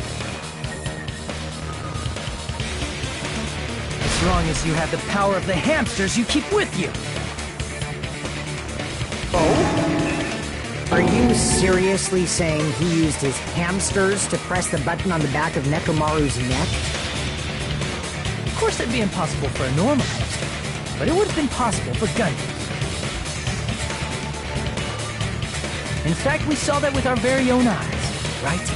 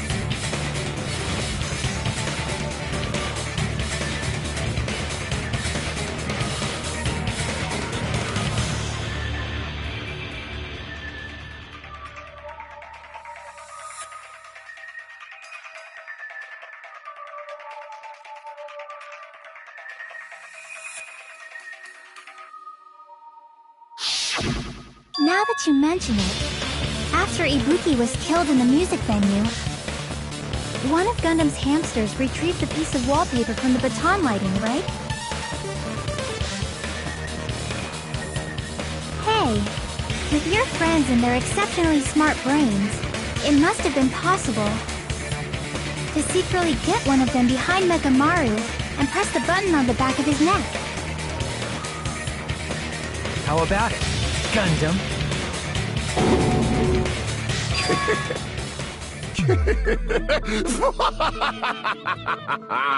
Not just myself, but you actually brought up how splendid my subordinates are.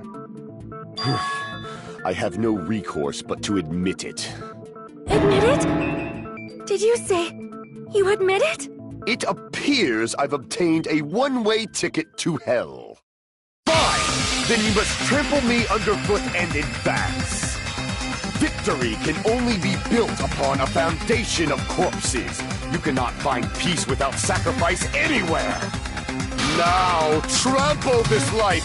Trample it as though it were mere trash on the side of the road. Pull the curtain strings of this worthless performance with your own two hands.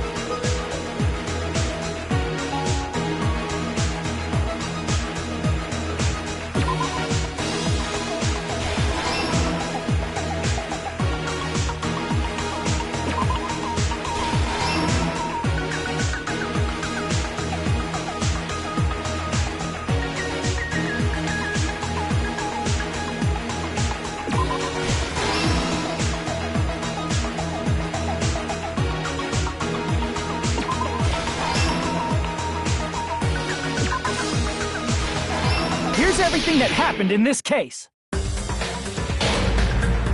Let's first go over the many tricks the killer prepared before they committed the crime.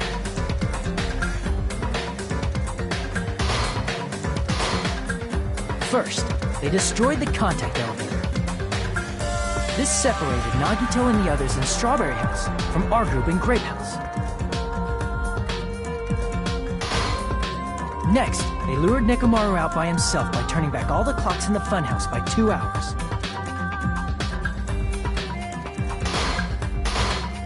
Additionally, in order to secure an alibi, the killer went to the Strawberry House lounge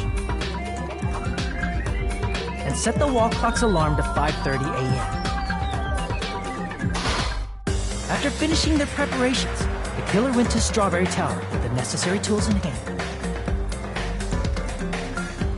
They obtained these tools from the Octagon, which you can enter once you clear the final dead room.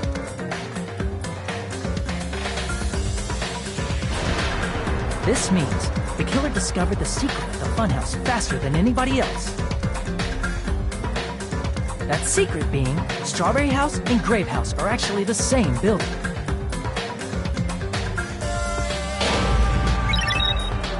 On the morning of the incident, Nekomaru woke up and headed over to Grape Tower for a specific reason.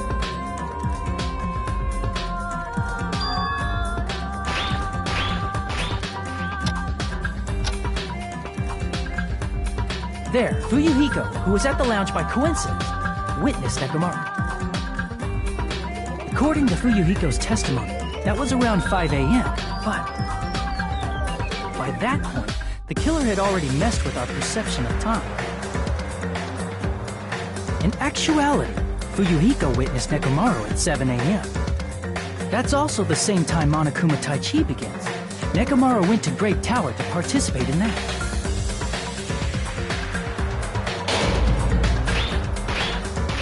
However, because the contact elevator was broken, Nekomaru was unable to go to Grape Tower. So he decided to try going to Strawberry Tower.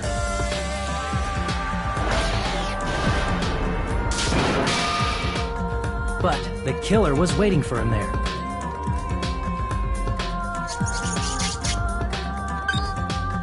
With the power of hamsters, they were able to press the good night button on the back of Nekomaru's neck.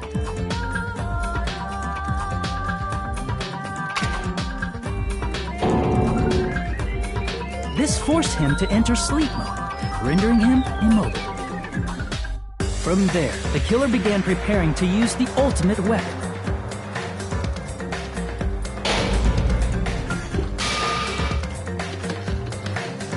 First, they set the alarm in Nekomaru's chest to 7:30 a.m. so he'd wake up.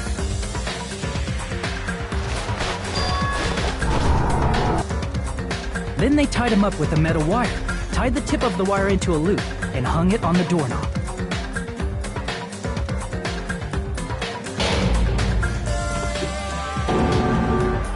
After leaving Strawberry Tower, the killer then destroyed the door button to Strawberry Hall. They did this to keep us from entering Strawberry Tower, and to keep us from discovering the secret of the building structure that they used to kill Nekomaru.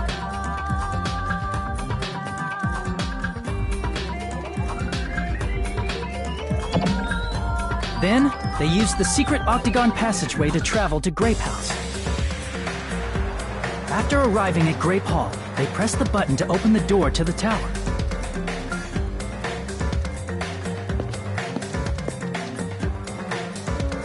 When that happened, the elevator-like floor of the tower began descending.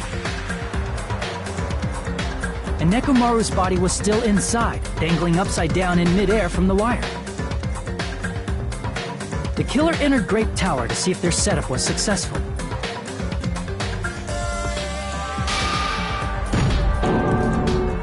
And placed a hammer on the floor to look like the weapon, then wrapped a chain around the back door. This was done to make us falsely believe we couldn't enter the tower from Strawberry Hall.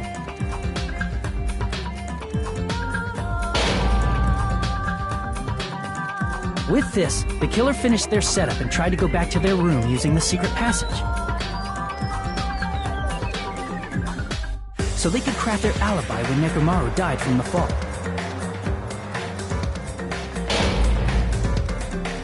But something unexpected happened. Fuyuhiko, who saw Nekomaru earlier, was still at the lounge.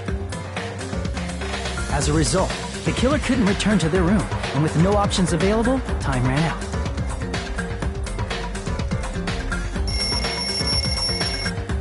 The lounge's wall clock alarm started ringing at 5:30. Well, actually 7:30. To avoid a worst-case scenario, the killer was forced to appear in front of Fuyuhiko with the others.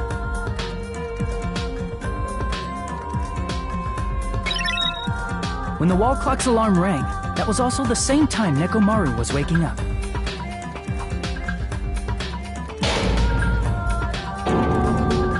He woke up while he was still hanging upside down, so he couldn't help but sway his body powerfully. Originally, the loop of wire was only supposed to slip off the doorknob. But because there was a heavier load than expected, the doorknob ended up breaking.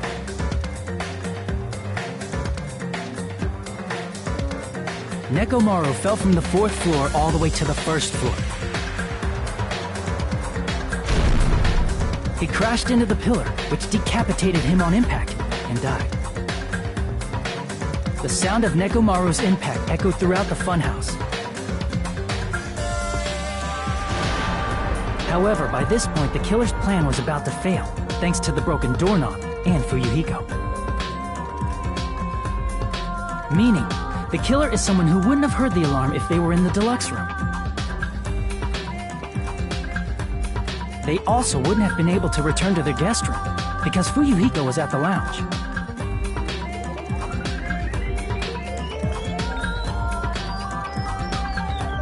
That someone is Gundam Tanaka. I can't think of anyone else but you.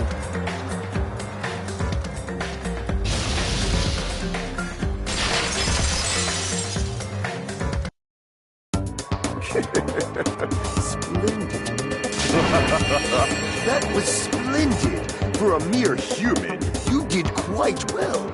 Stop. Stop it already. Stop using weird words to avoid the truth. Or I'll friggin' kill you myself! I cannot believe it. I just cannot believe. You killed Nekomaru? I cannot believe something like that. You don't wish to forgive me? Do you feel regret? Then finish it! Cast your impure votes for Gundam Tanaka! My beloved, deadly foes, let the voting time begin!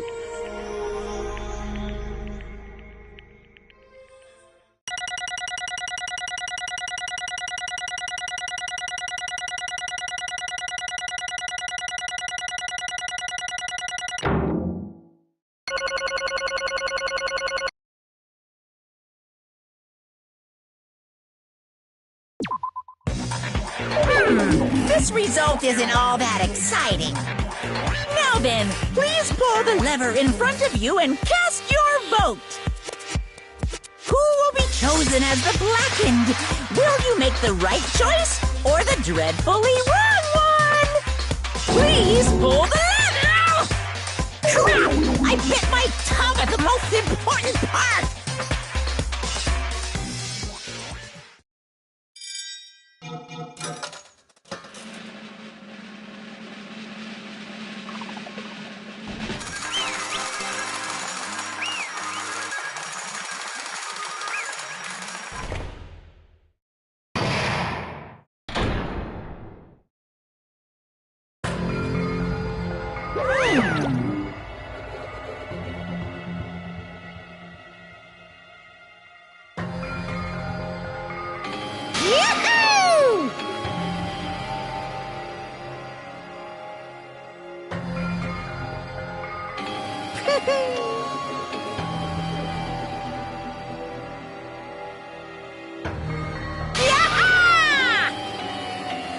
Nice!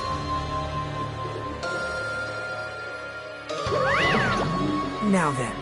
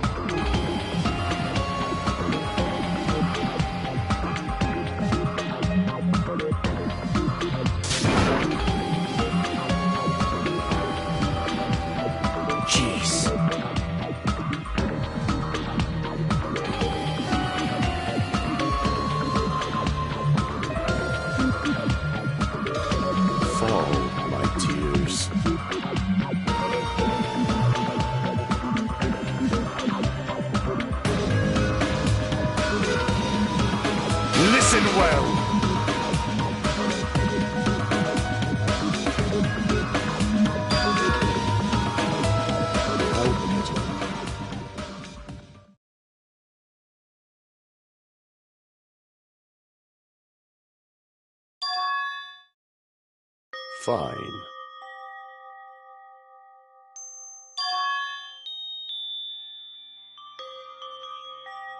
Damn it! This, too, must be the will of causality.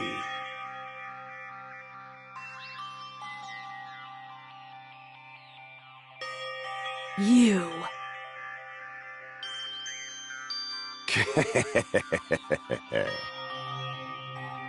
Let's make history.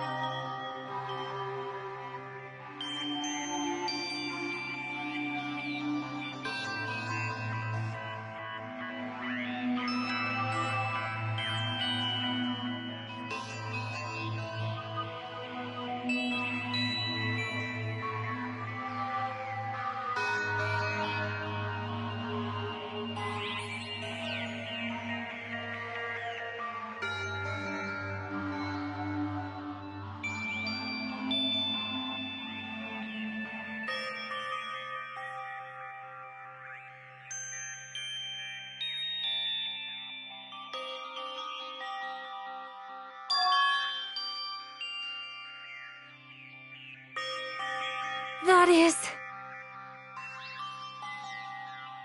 Let me tell you this. Huh?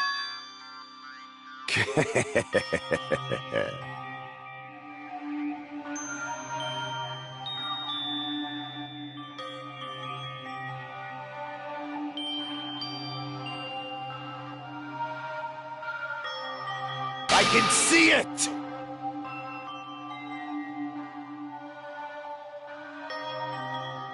Could it be?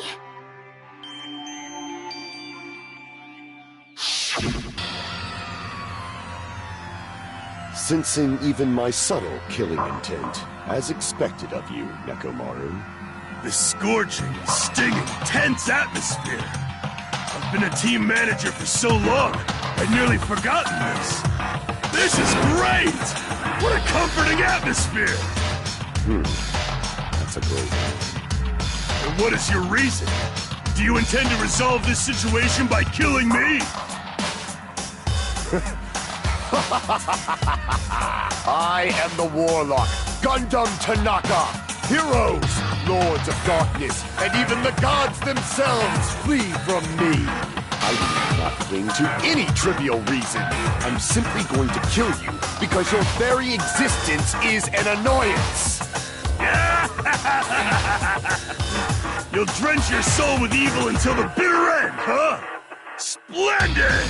In response to your spirit, I shall kill you with all of my might! I won't go easy on you! Don't even think about holding back! Don't waste your breath on cowardly tactics! Give me everything you got! Nekomaru need I. Your blood will drench the foundation of my empire! That is...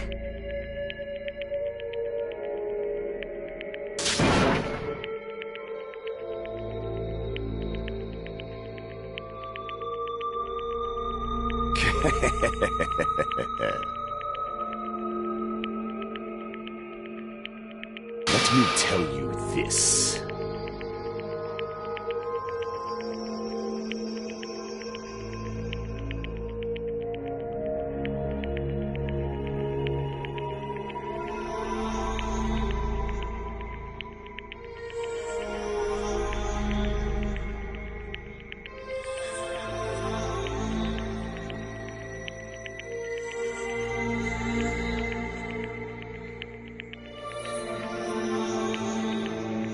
You weakling!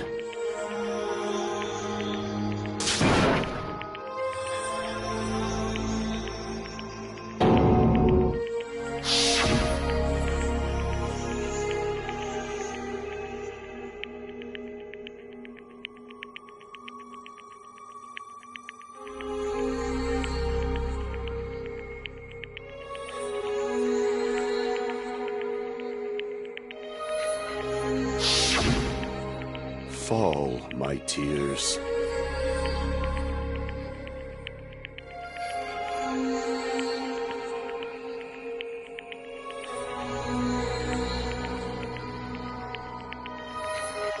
If you flinch, you will die! Let me ask.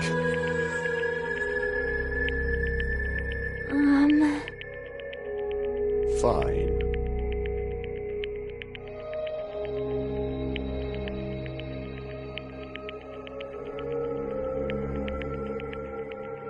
Listen well!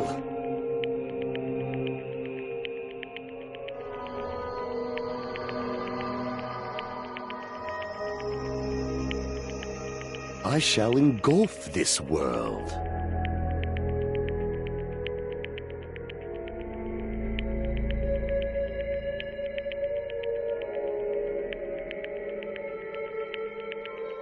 I renounce you!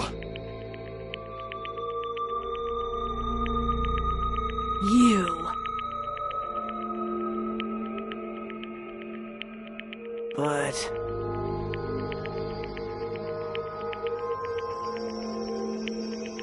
Damn it! Fine.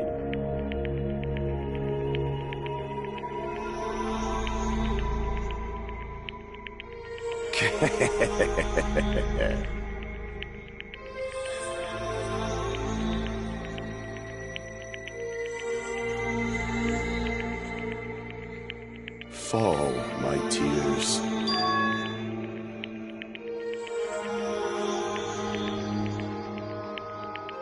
Oh. You...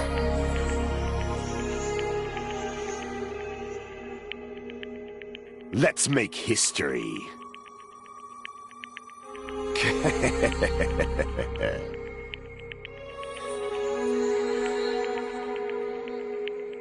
Well?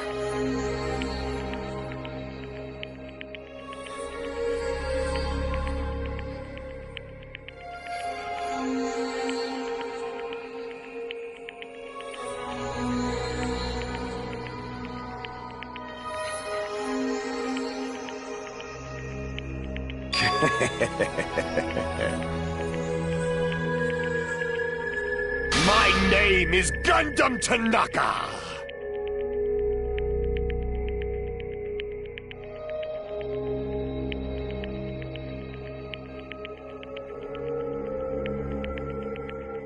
Fade like dust in the wind.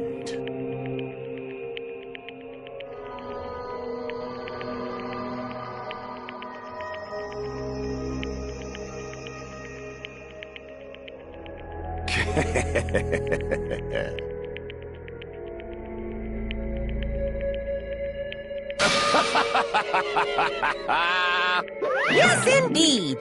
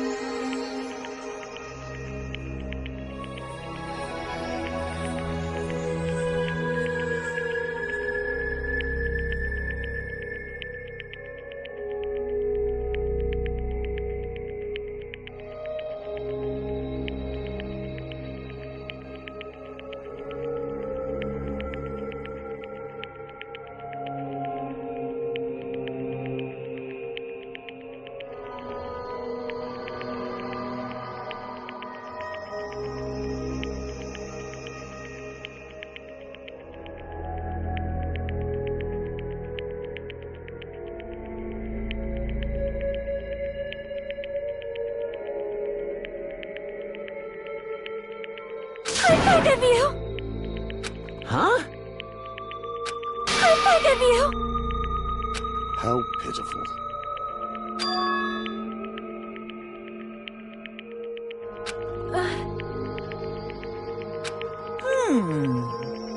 Fine. What is it, my four dark devas of destruction? Are you worried about me? Oh, my feared four dark devas of destruction, that is not like you at all. However, there is no need to fear. In this world, I am only a temporary visitor. I was simply visiting for a moment, and now that my duty is complete, I must return to the darkness. That is why, until the very end.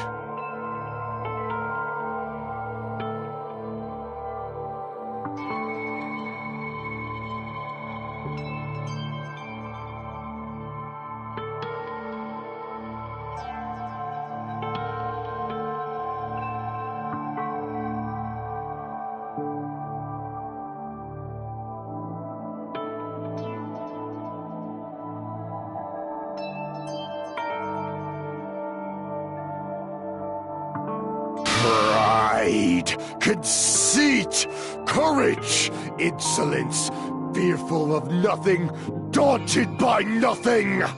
Let us laugh uproariously!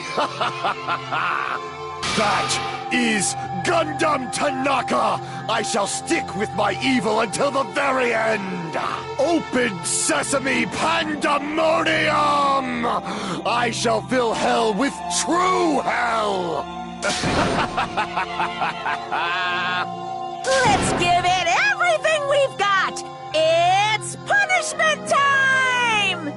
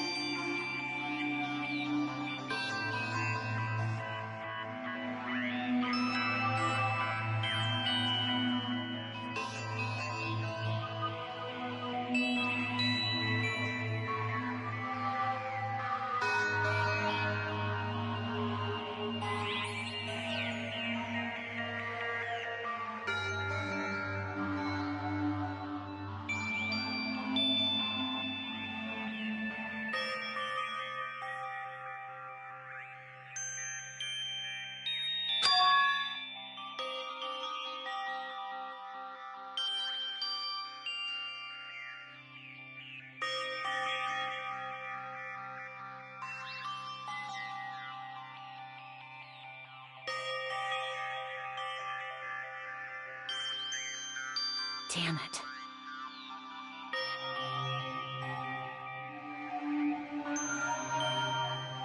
Damn it!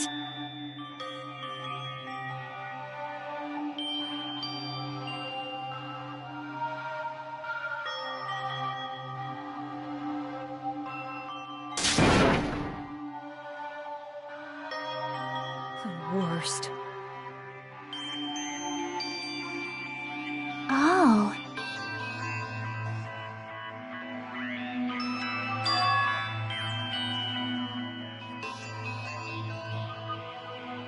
You are right.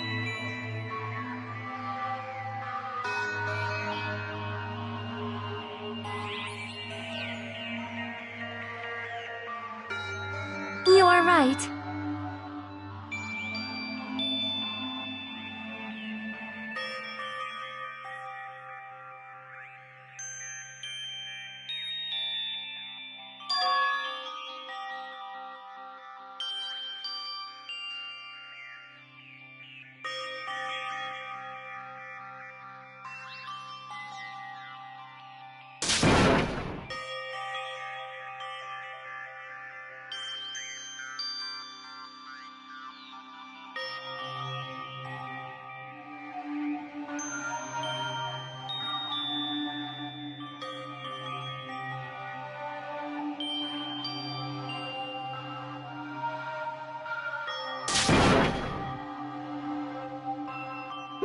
Hey!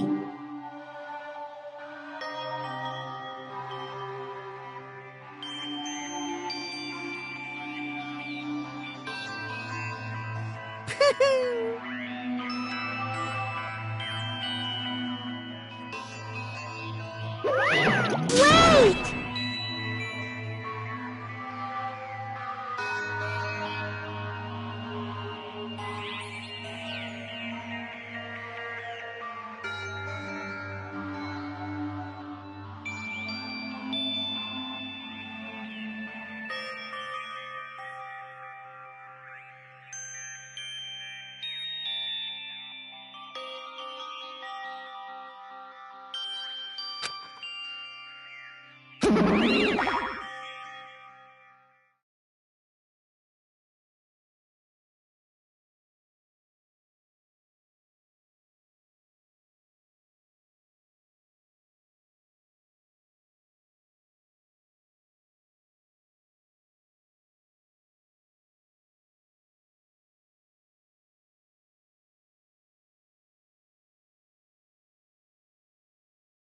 Now then.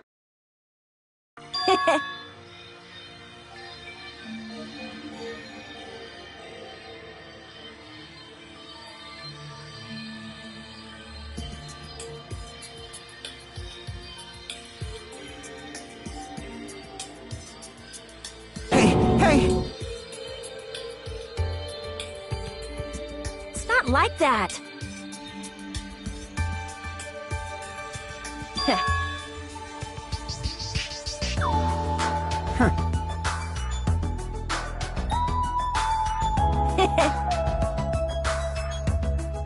Hey, hey.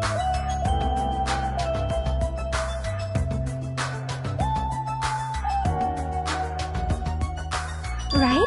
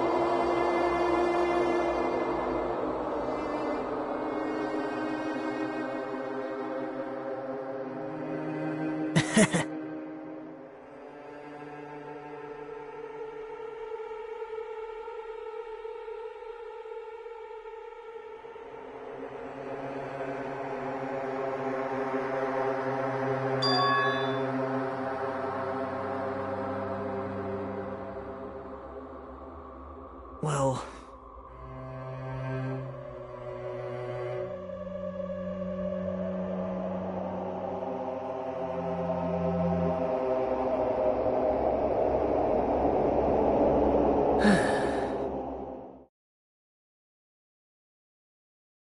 Damn it.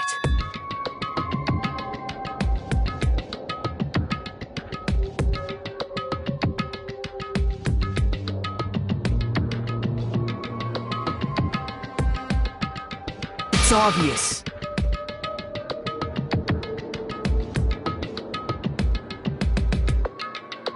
My Kuma appears! Now then. What's this?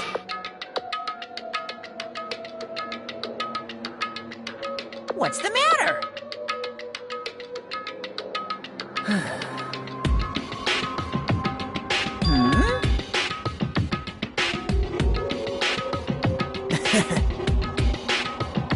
Well...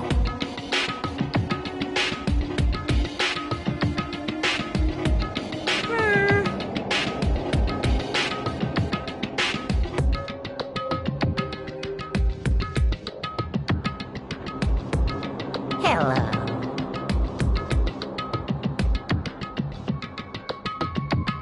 Hey.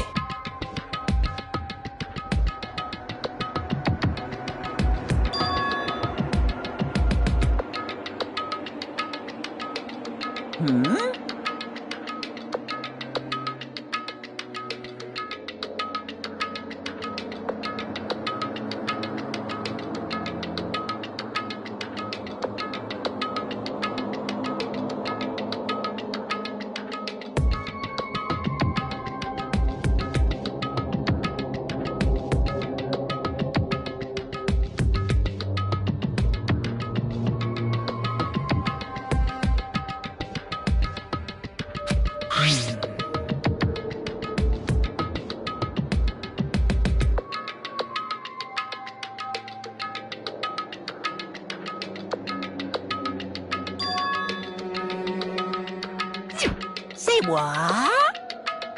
You don't even know?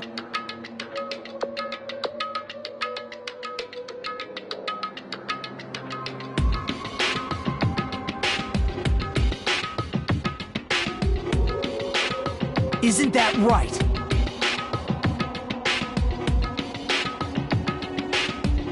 Of course!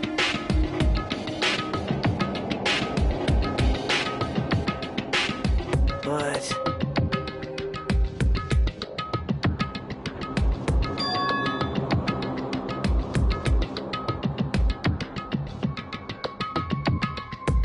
Who knows? Hey.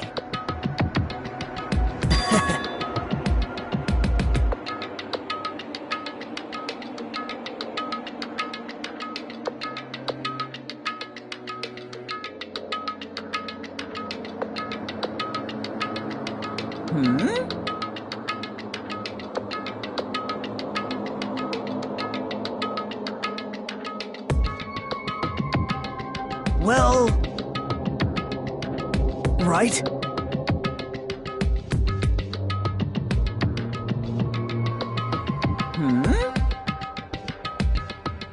You're getting all riled up!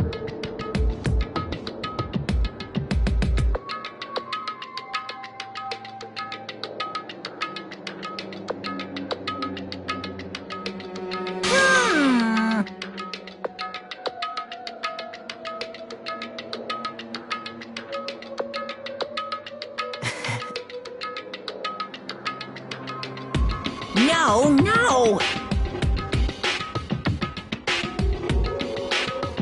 Shing!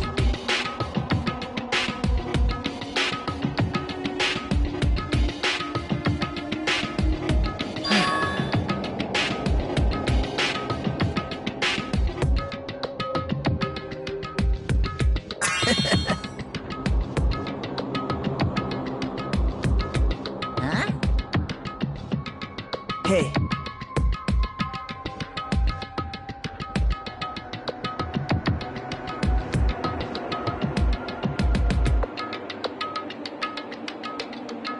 Yep.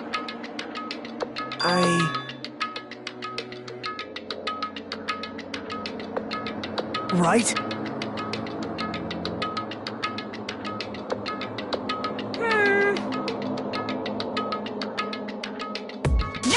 No! Unbelievable.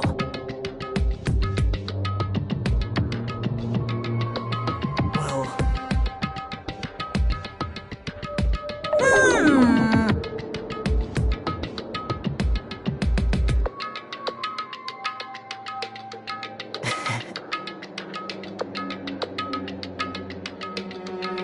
You're right.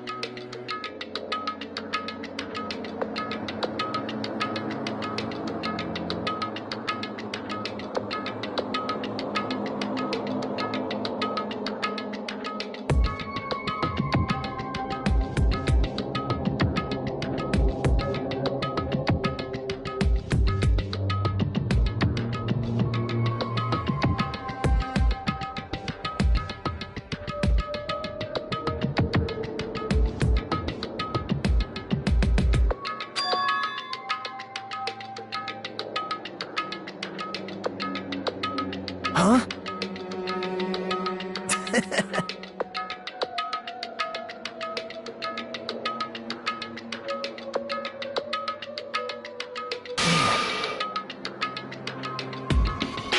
Like...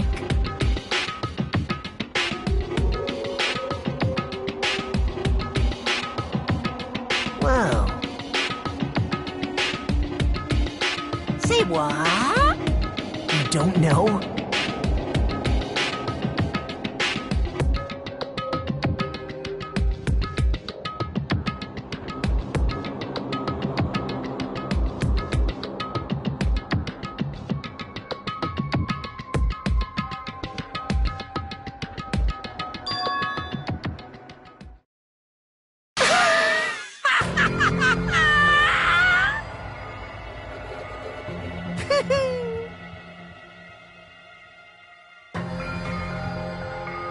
Hey.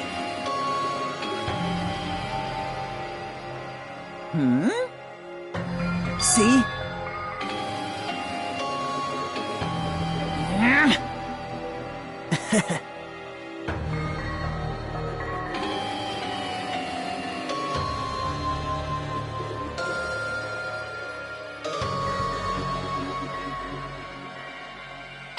Hey. That's...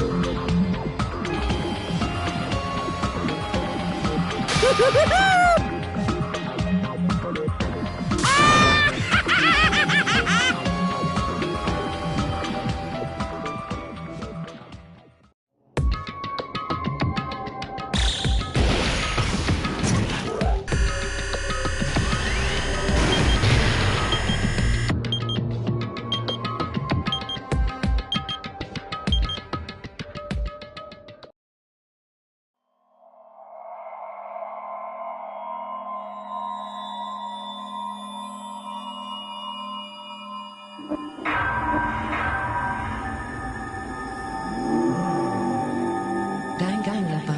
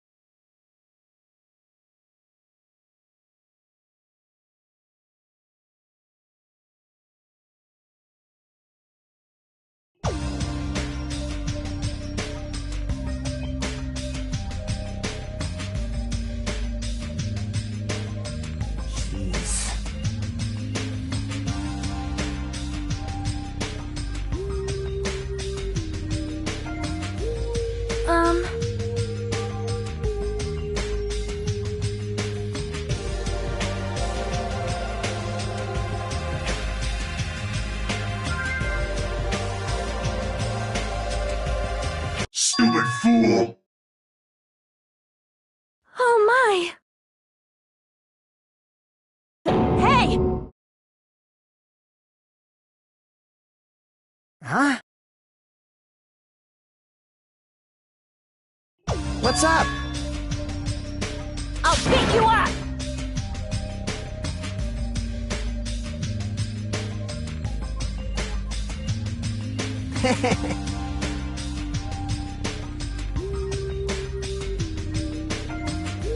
I am concerned.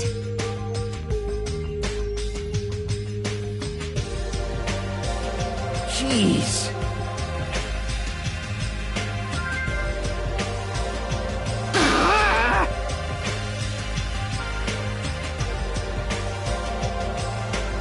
Huh? All right! My! I'm no doll. I'm Mini Maru.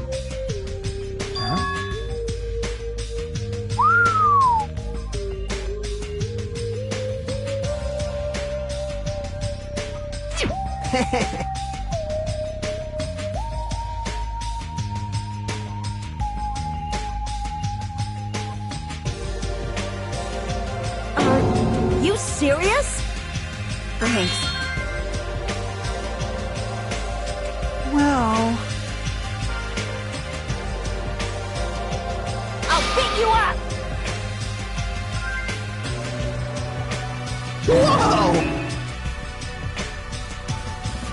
Man...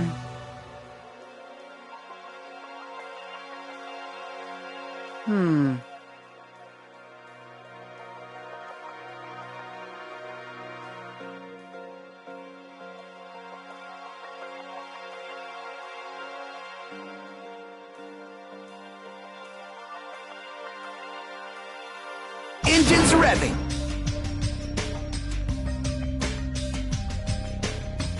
Huh.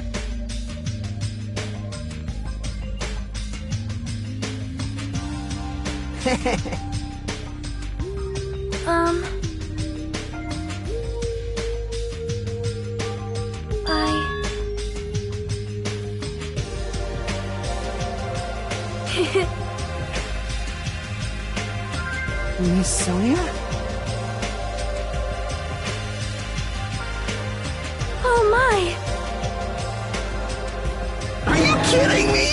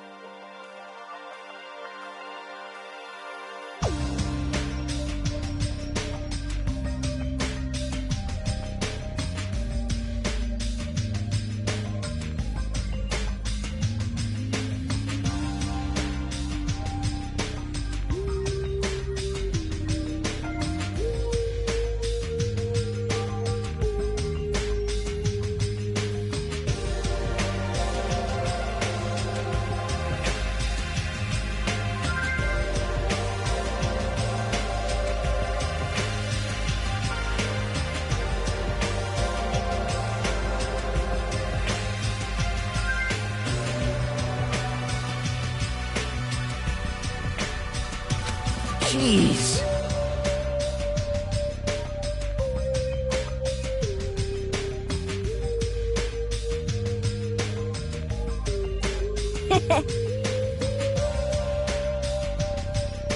I am Minimaru. Man. That's right!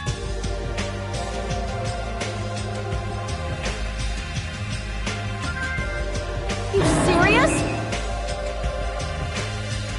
Of course!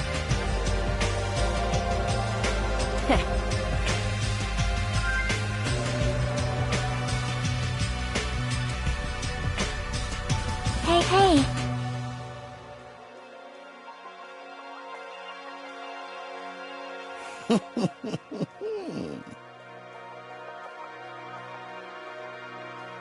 Well.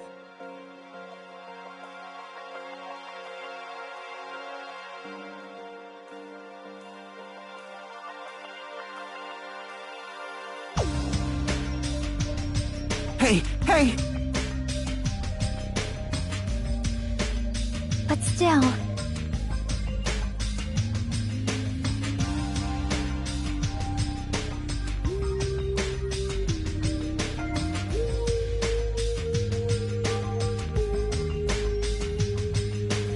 Now,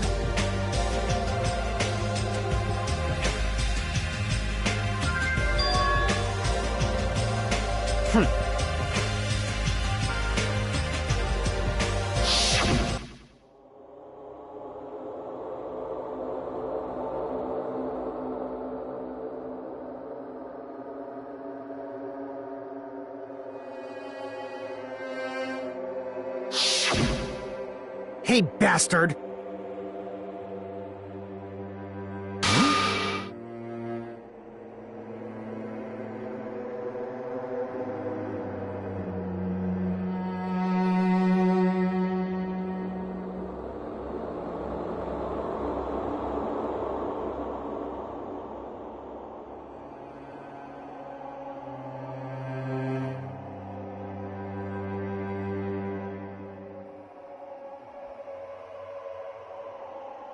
Huh?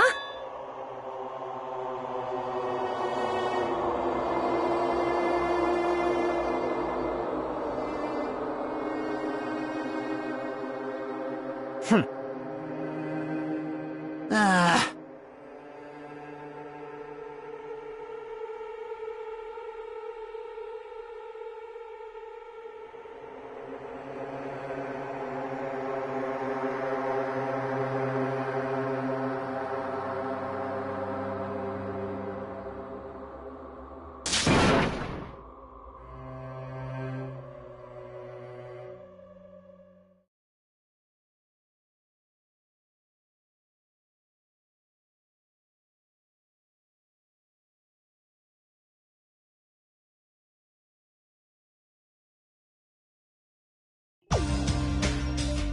Right?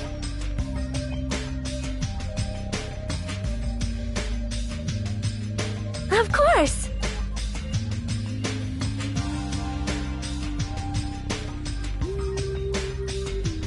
Listen!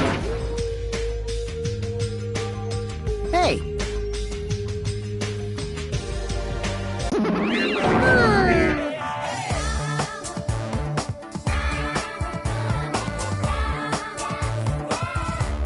I am sorry!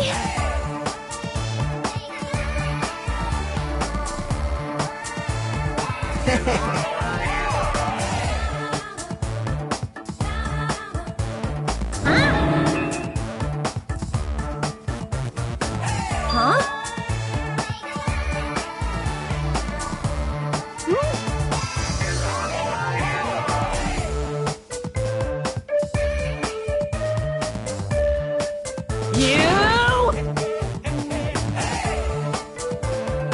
What? Hey, hey.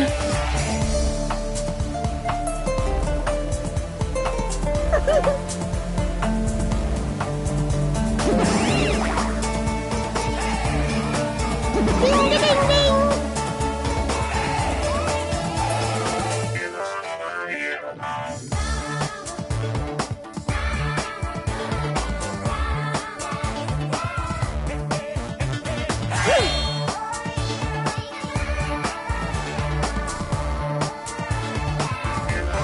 Ah.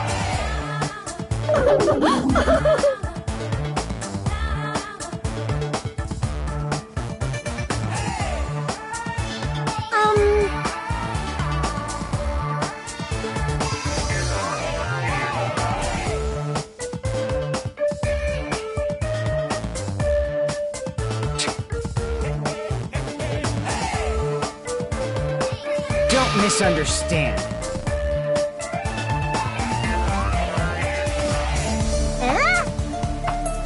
So...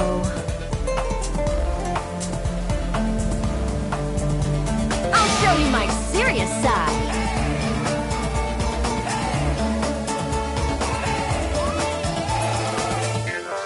Hey!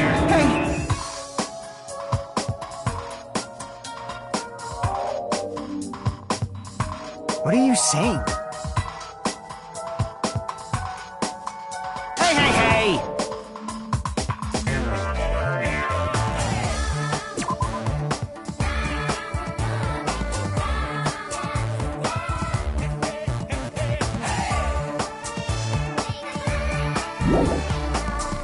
What? Settle down.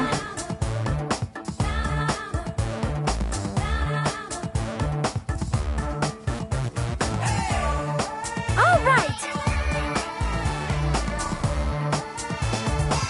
Damn right.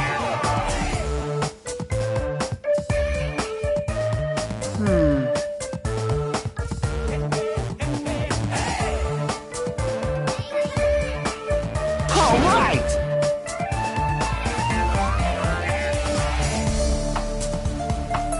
Starting to get pumped up.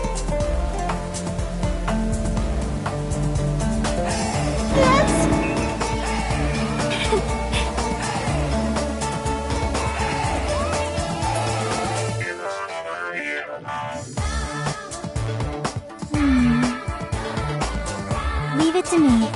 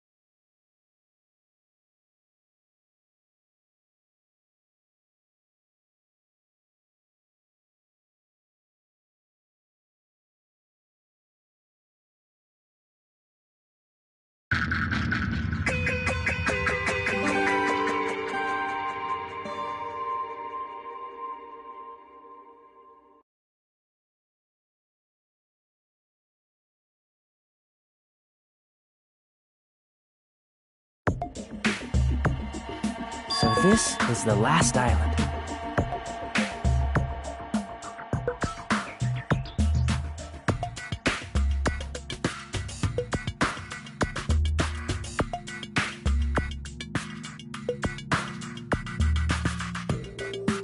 I guess it has an ambiance befitting of a final island.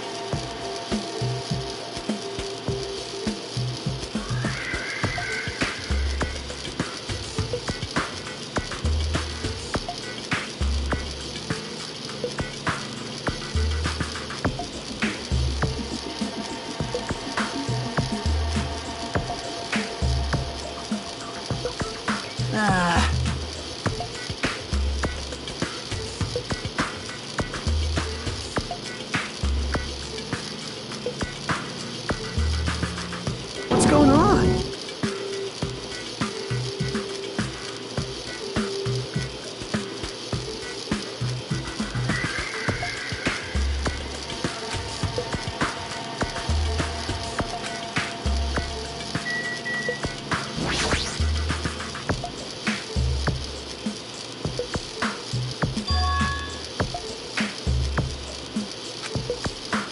Hey, hey!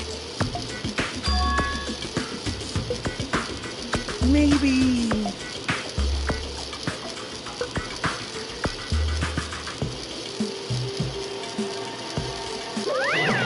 Fine. Hey!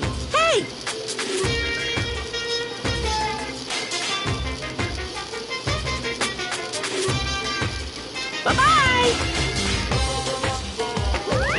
There's something wrong with you.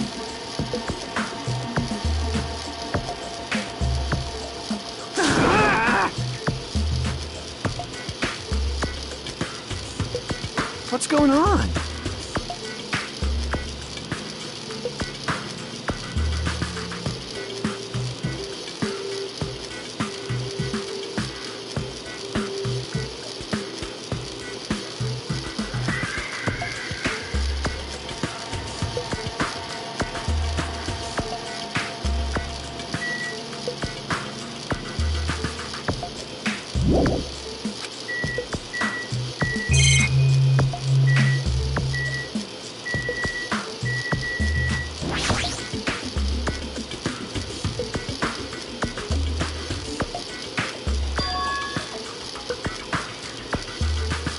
Maybe...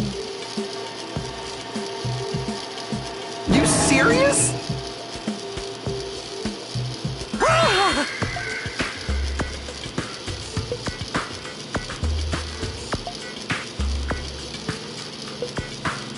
That was close. Hey!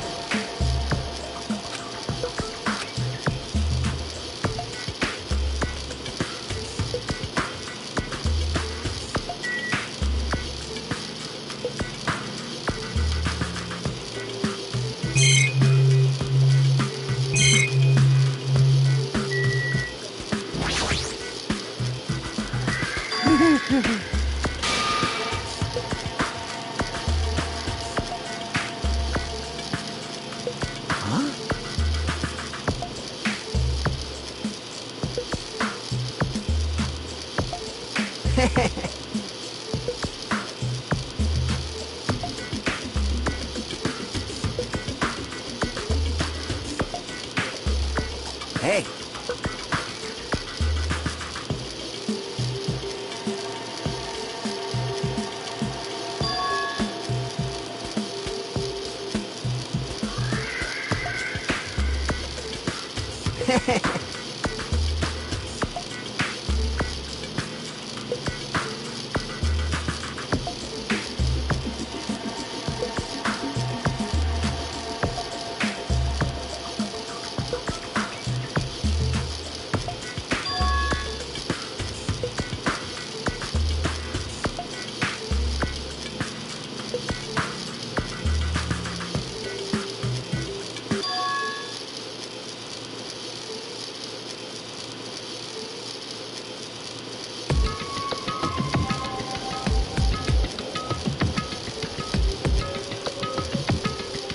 Yeah.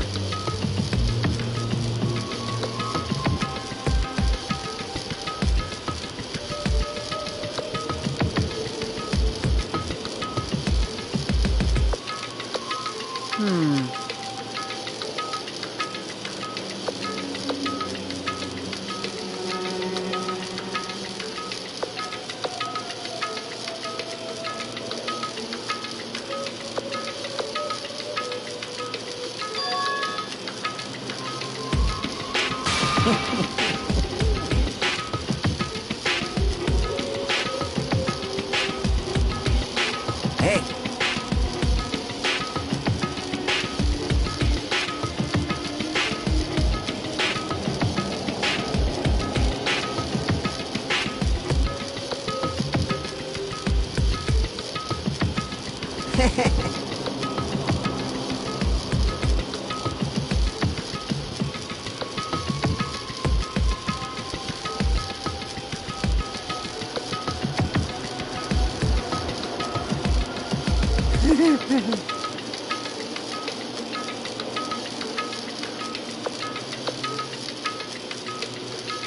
Of course not!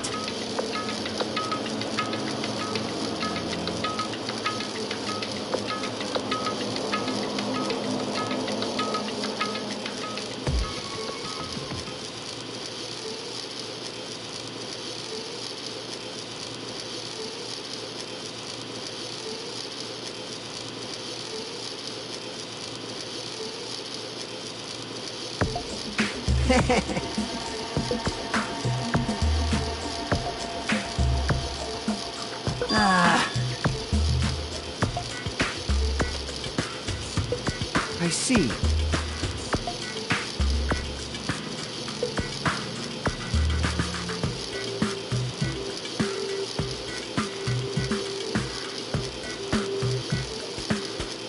That's right!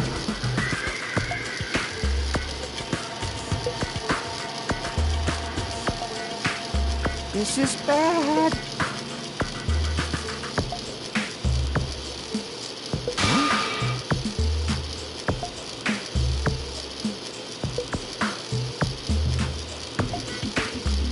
Hey, hey, hey!